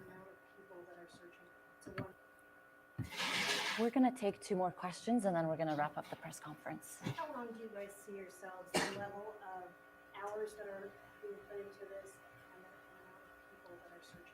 It's a 1 week now today, so how much longer can we expect this to be searching? But at some point, it's going to drop. At least I'll speak to the investigation side. That is that as long as tips are coming in, we're going to continue that effort. And we'll continue that effort as long as we can. And obviously, if the tip pans out and leads us in a direction, we're going to devote resources to that. So, I'm just speaking to the What better tip do you get than the last known ping from her cell phone, the last place she was seen, the last communication where the land meets the water, a missing vehicle, and only 14 feet of lake water. I can't even anymore. These people, you guys got to go. I can't. This is crazy. I mean, it sounds crazy to us, but I think to them, It's very complicated, obviously. they're just like, okay, how do we relay information? Just say it's complicated. That's a big word. Oh. Okay, yeah. But I love how they got like this princess, beautiful, amazing, soft-spoken girl to be their spokesperson from the beginning. That was like the best thing they could have done. Yeah. She's a blabbering idiot, too. We're going to take 2 more questions, everyone. Thank you. And Scott, here's my number. Thank you. Thank you. Oh, gosh. Oh, Scott, we need to do some work on you, obviously. Just kidding. So,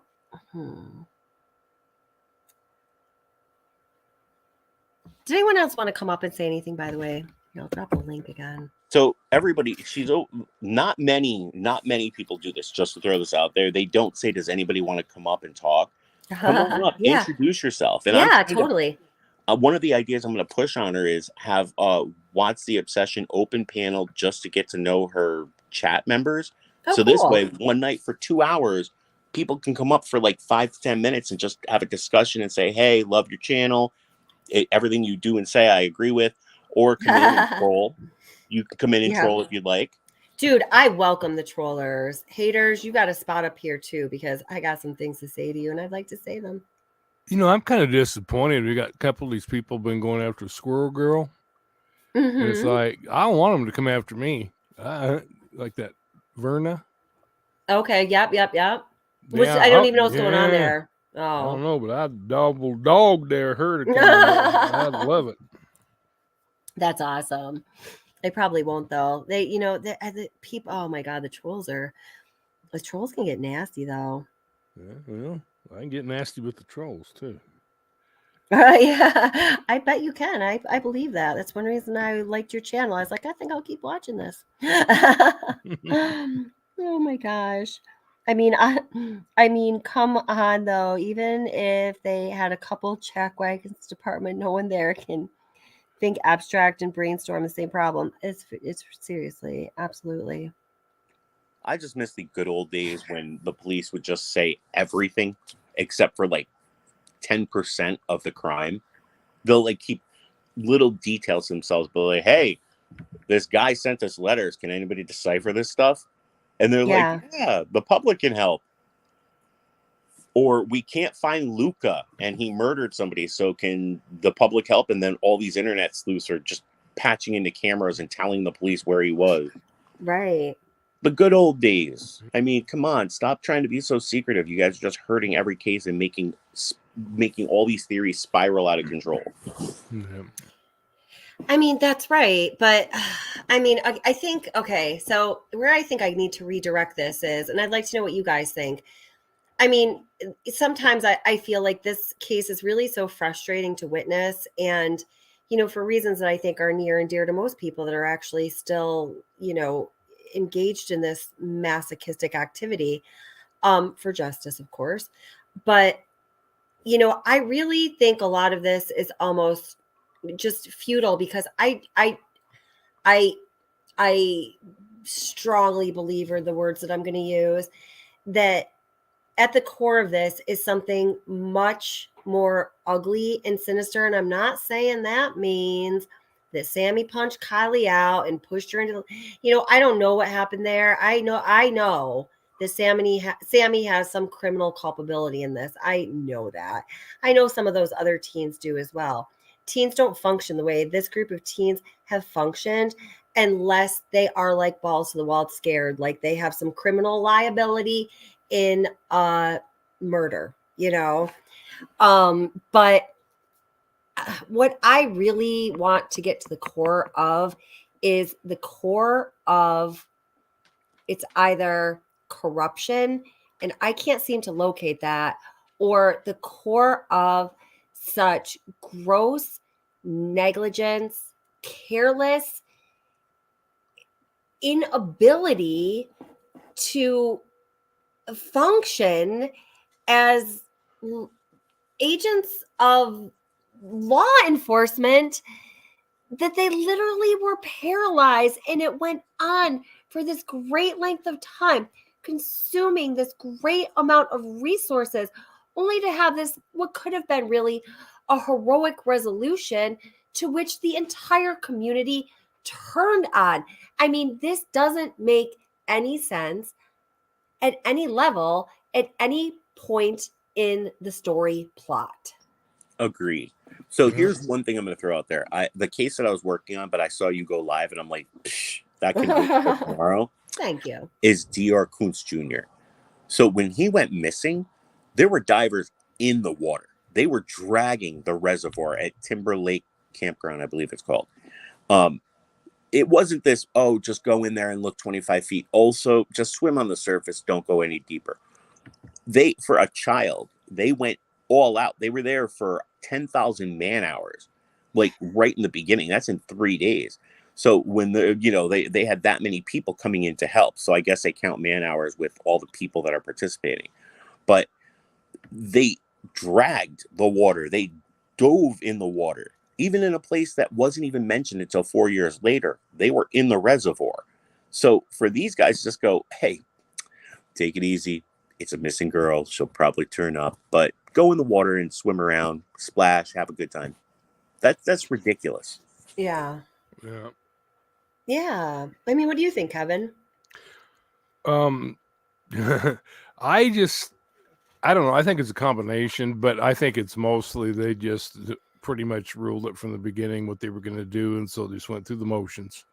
True that. One thing I found very interesting that I found out is that Kiely's grandmother worked for Child Protective Services, and she had retired until they found Kiely's vehicle. All of a sudden, she comes out of retirement, goes back to work. Ooh, didn't know that. Mm-hmm. Oh wow. Yeah. Well, what does that mean? I'm not putting it together. Well, maybe she realized. Lindsay could be in a world of hurt. Okay, hopefully. Because according to SF, she provided that. Just a minute. I'll let you outside. My dog is might drastically needing to go out, I guess. Okay. Oh, let him out. So we can wait. Yeah, but but the things that they could charge Lindsay with, I mean, number one, providing the alcohol, letting her daughter go to the party, and as a result ending up dead. I mean, there's a lot of, and they're not going to do it, but they could, but because she had to get kind the of ironic how grandma come out of retirement when all this is going on. And she's you still go, working. Grandma. Anytime you want, you've got a spot in this panel. Well, you as I think she's trying to cover stuff up is what I was thinking. So. Oh, okay, I see. Okay. Yeah. Never You mind, as Grandma. No, she's covering Lindsay's butt. I got ya. Is what I'm thinking.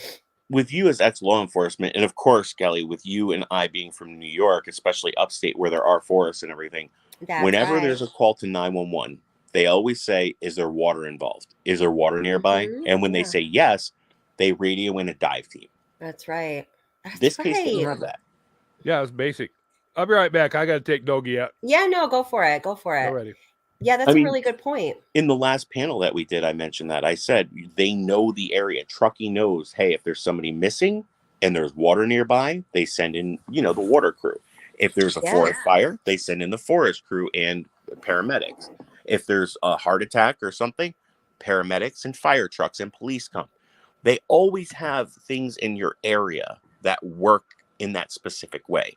For them not to immediately say we need every diver available right now, there's something wrong.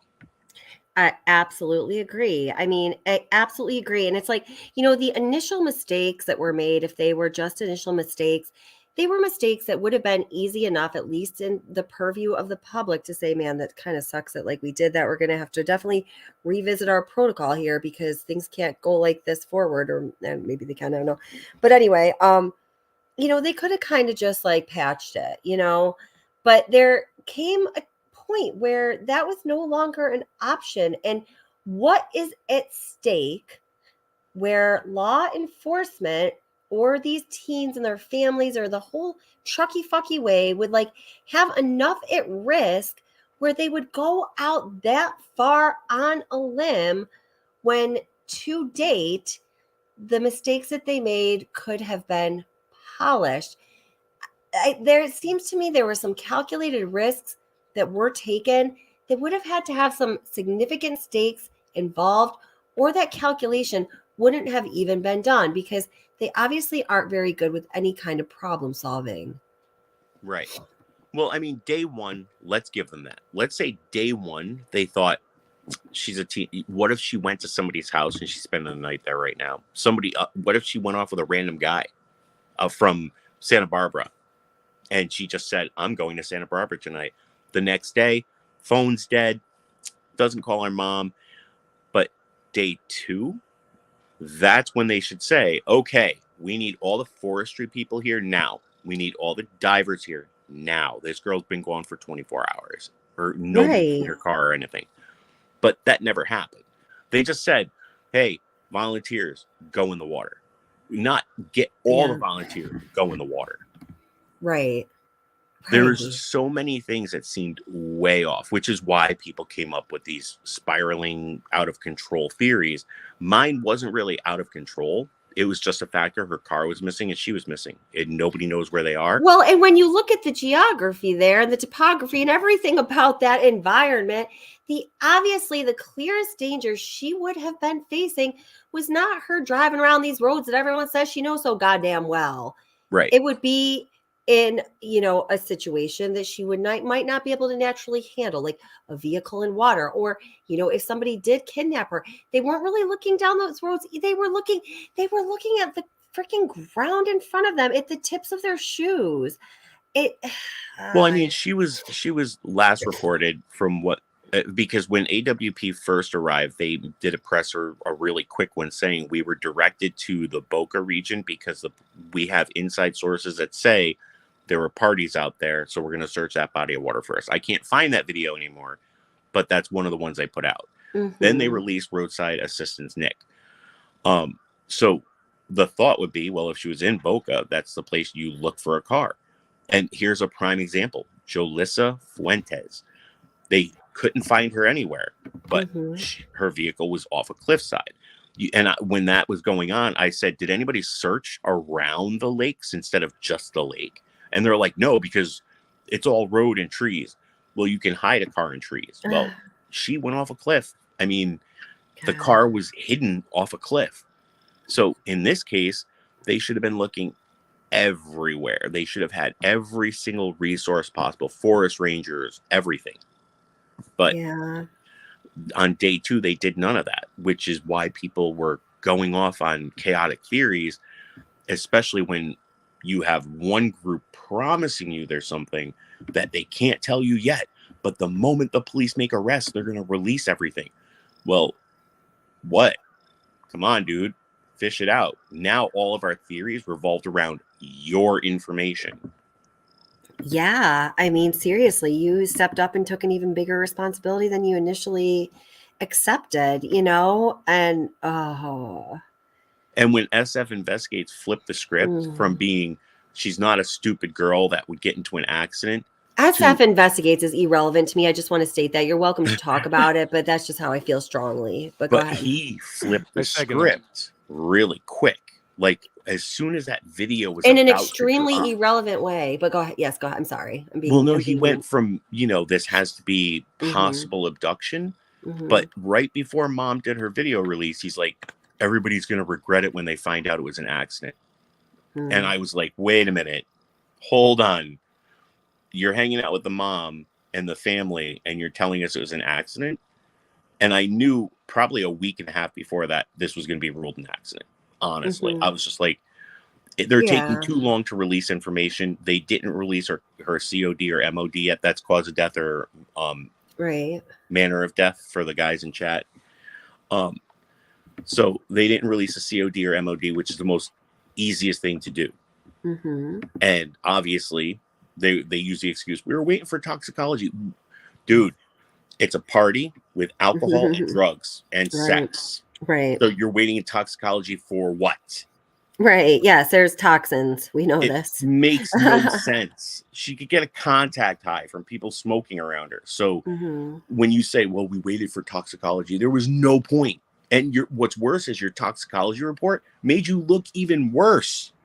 So why were you waiting? Well, we didn't have a cause of death or manner of death. There were no visible wounds, and we couldn't identify her because she was so decomposed. Stop contradicting what you're saying, folks. Stick to something solid. We don't know. It's undetermined.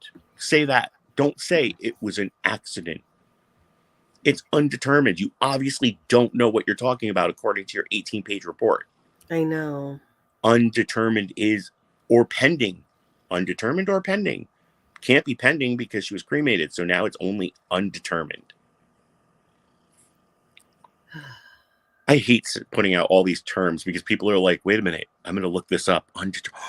Ooh. I didn't know because I only knew there were 5, but now there's 7. Yes, there's 7. Yeah. Oh, I just say he always talking out both sides of his ass. Yeah. Whoops. Sorry. Sorry.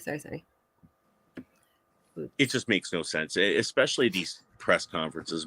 Like I said, if you don't have anything you can release, let's say you just don't know, don't come out and be like, we're taking questions. So, does the Earth revolve around the sun? I don't. That's technical and complicated. Yeah. Right. So, I don't know. That's basically what every presser is nowadays. We can't tell you. What are you, 5? Yeah, I know. I think, to me, it's kind of. I just keep coming back to this idea that nobody is going to create such a ravishing mess out of something that could have such serious consequences for yourself purposely. Don't forget your community and also your professional organization or comrades or whatever.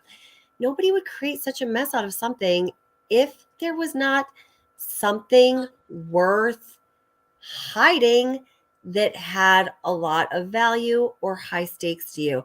I just don't. I've been studying human behavior as like my career and life and everything. Well, you know, your whole life you're doing that, but professionally for like 25 years. And I don't see it. I just don't. You know, speaking of hiding, there's one question that's still yet to be answered. If this was an accident, why did all the parents tell their kids not to say anything? Right. Thank you. Right. Yeah.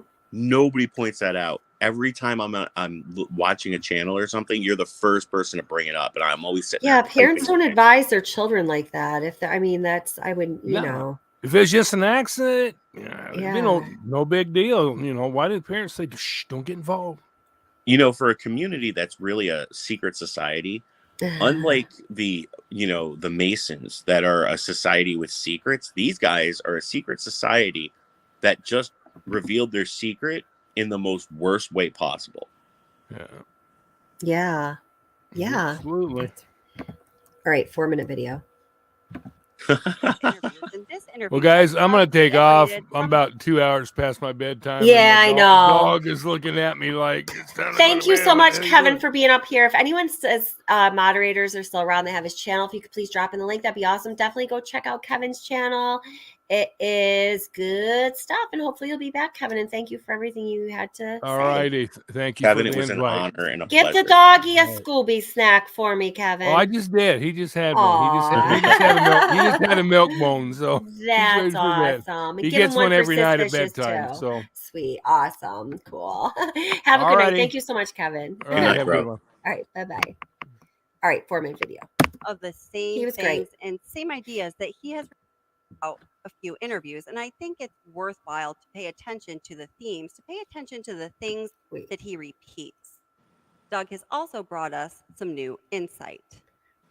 You know, it's obviously there's no exact science for how a vehicle reacts once it goes into water. Based on my experience, I can tell you that with a multiple windows open in a vehicle, it's not going to nosedive per se. It's going to take on water really quickly in like seconds. And if my experience, no, I find that extremely suspicious. I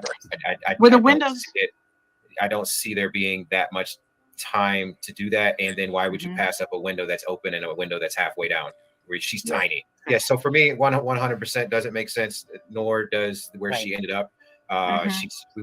So what do we know? What does the public know? She texted her mom at 12:33, right? Very legibly. She didn't misspell anything. You know, she had the wherewithal, the common sense to text her mom, I'm coming home. This is a really beautiful campground, nice paved roads in and out. The road to access where she was at is a hard left turn, and it's a path, barely even a road. Once you're on this, there are huge ruts, like you're four-wheel driving it into this location. Very hard. So this isn't a wrong turn road on the way home after having too much to drink or smoke or anything like that. Is it a boat launch? Is it a launch? No, it's not. It's not a boat launch. But there's paths. There's little paths along this entire lake where people can go out to the edges and have get-togethers and parties and hang out or fish or do whatever it is they want to do there. Doug talks about the recent statement released from the Nevada County Sheriff's Office and how he feels that they're trying to push people off the case. He speculates that this is to give them time to get a handle on where exactly this case is going. Nevada County Sheriff's Department said yesterday that they're not going to make another statement until November. So what does that say? They're trying to, for one, they're trying to back everybody off. I know the autopsy's been done. There's toxicology reports that are trickling in. So they're never going to make any type of decision without an autopsy to begin with. But I think the fact that they're wanting to push, the general public off to expecting something until November says a lot about where the case is possibly going. I think they possibly suspect there's something extra, may not necessarily be able to pinpoint it, but just giving themselves a lot of time. Now, this is the part of the interview that really got me.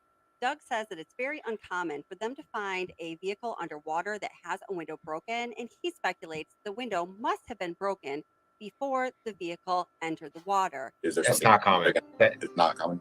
That is not common from my experience. When I find vehicles upside down all the time and the windows aren't out, very, very soft bottom there. So when that vehicle rested, there's no way that window it happened from that floating down. That window, in my opinion, was out prior to the vehicle going in. But I mean, it's not 100%. Guess if it happened on land, if it was broken from the inside, there's not going to be much glass in there. I would say that if it happened on land, it was broken from the outside, there should be a lot of glass still in the vehicle. But I don't really know on that. I do know that CHP and the FBI that are investigating the car itself, they're going to do a good job now that they have the car. No, they're not. We are so grateful to have the opportunity to join together today with our friends, family, and community in Kiely's name. Though we gather together, grief and healing is such a personal and individual thing. Today we will honor Kiely in honoring each other and holding each other up as we grieve in our own ways.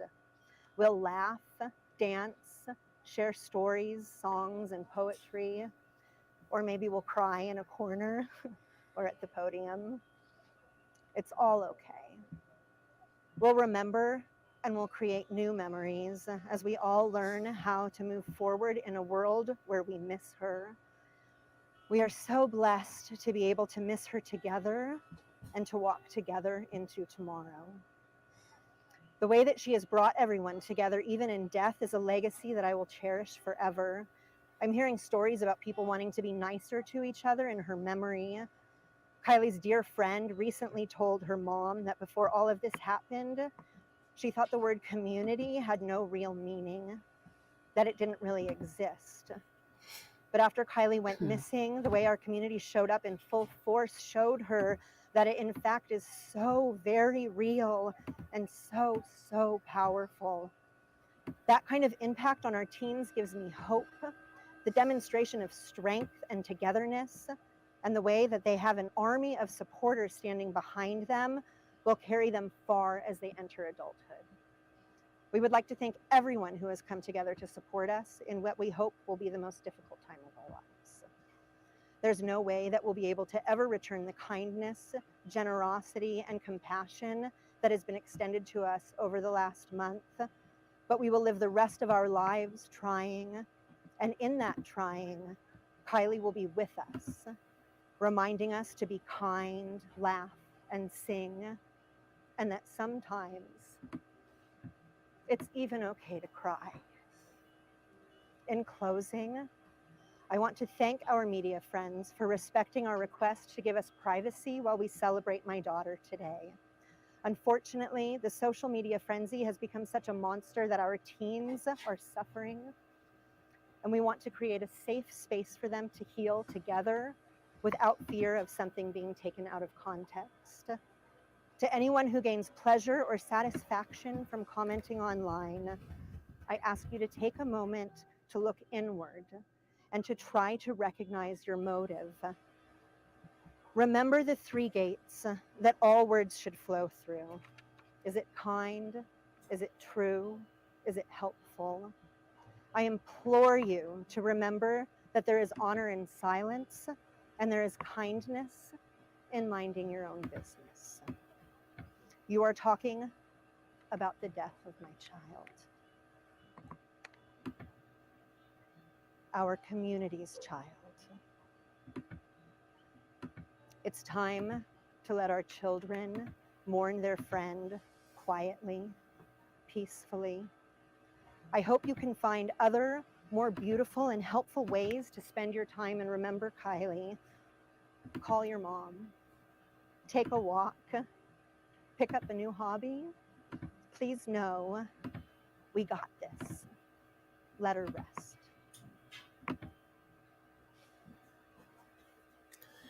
Oh, yeah, boy. Oops.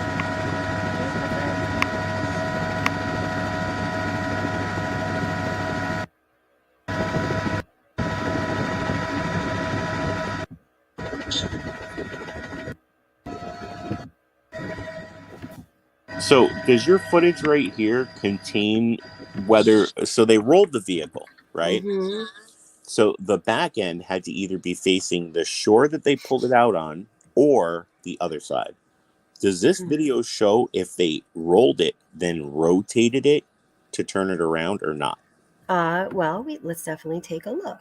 The reason I ask that is because if you think about her driving in and going straight in the water, it'd be impossible for her to turn any direction.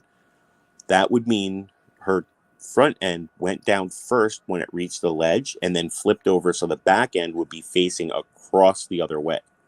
But yeah, if they didn't rotate it, how is the back end facing towards the shore if she drove straight into the water? Yeah, no, you know what? I feel you. And I think that is like an important question. I don't know, for some reason, I'm just not feeling up for watching that right now. It just kind of makes me feel sad.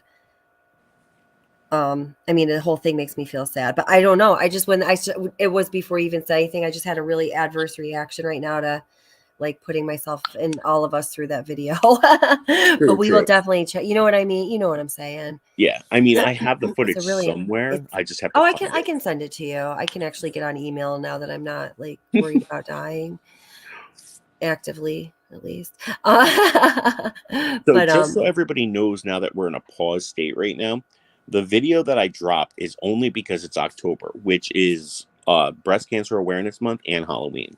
So instead of making a true crime video, I made a true ghost story video that I covered in my blogger back in 2012. Very cool. Nice. I like it. I like it a lot. So, all right. I was gonna play something else, but you know what? I gotta go. I gotta go to bed. I gotta take care of myself because this is craziness. This whole... And you got to work tomorrow, like me. Yeah, I do. Yeah, I do. Oh, yep. Worky. And we're both East Coast, so we know what time it is here. Yeah, we do. Unfortunately, we don't run the place. Well, I appreciate you letting me come on panel again. Thank you so much for coming up. It's always wonderful to have you up. You're welcome any old time. I'm going to drop back into chat while you say your goodbyes, and awesome. Okay. Thank you so much, darling. And I will definitely email you and we'll get connected. So, okay, cool. Yeah, awesome. Thank you. All right, guys. How wonderful is Allegedly and Kevin. Great panel. Thank you guys for everything you contribute. Like seriously, so much. So let me just check a couple of these comments and then, off to taking care of the health. Trying to.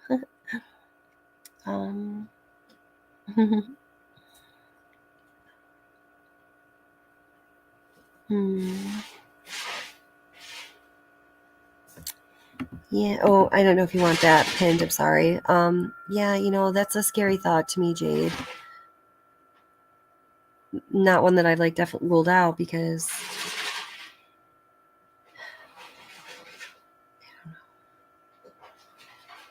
yeah, so hi Coco. Let's see. Coco Sage 80.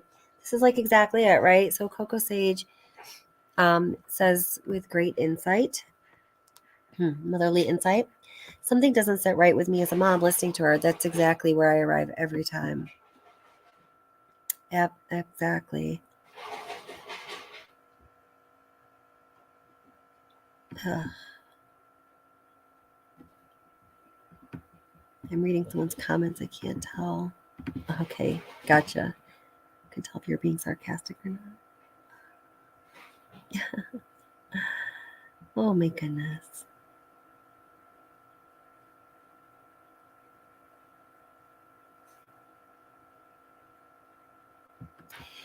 So in my opinion, this is a really important point. I hope you don't mind that I'm sharing this. There is no honor in silence in this instance. I have a nephew that was murdered and his killer is still free because the witness remained silent. Thank you for sharing that. And it's such an important point. And I do want to, in the next couple of days when I'm feeling a little better and have my head wrapped around things a little more, try to bring this home and ground it with some important real life stories like that are connected to this case, that are mine personally, that others have graciously shared with me. Is to not lose sight of why it is so important to continue to look into these matters and always, always seek out justice for those who no longer have a voice. As I've shared with you many times, and I think I will always feel this way. I was raised this way. I saw this in action and the family members I had that worked in the legal and justice and law enforcement systems honorably, that if you live in a society where you are afforded the luxury and privilege of the benefits justice provides, like freedom and the ability to pursue your own dreams and any pursuit, business pursuit, political pursuit, whatever it may be, you better be an active part of upholding that justice system and holding those who are at the helm of the justice system responsible for running a tight ship, or really you become part of the problem, or at the very best, complacent. And nobody wants our justice system to take on an overall state of complacency. It only goes in a bad direction from there. And we've seen many instances, even in our contemporary history, where our justice system, even here in the United States, where, I don't know, we look at ourselves, or people look at us, or so we think, as having one of the strongest democracies in the world. I don't know if that's true or not anymore, but I think it's been at risk in very serious ways recently. So on that note, bon voyage, my loves. Thank you all for being here. Thank you, moderators. Thank you, panelists. Thank you, people in chat and members. Please be safe. Do not get COVID. This is not good. And tomorrow's my son. Well, today actually is my son's 14th birthday. So I won't be doing anything on today, Wednesday.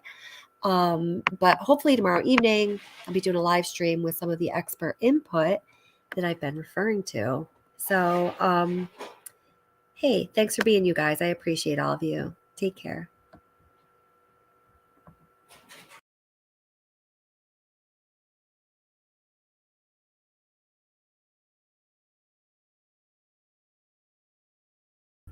Hi, Mary, honey. I'm sorry I never got to say hi to you.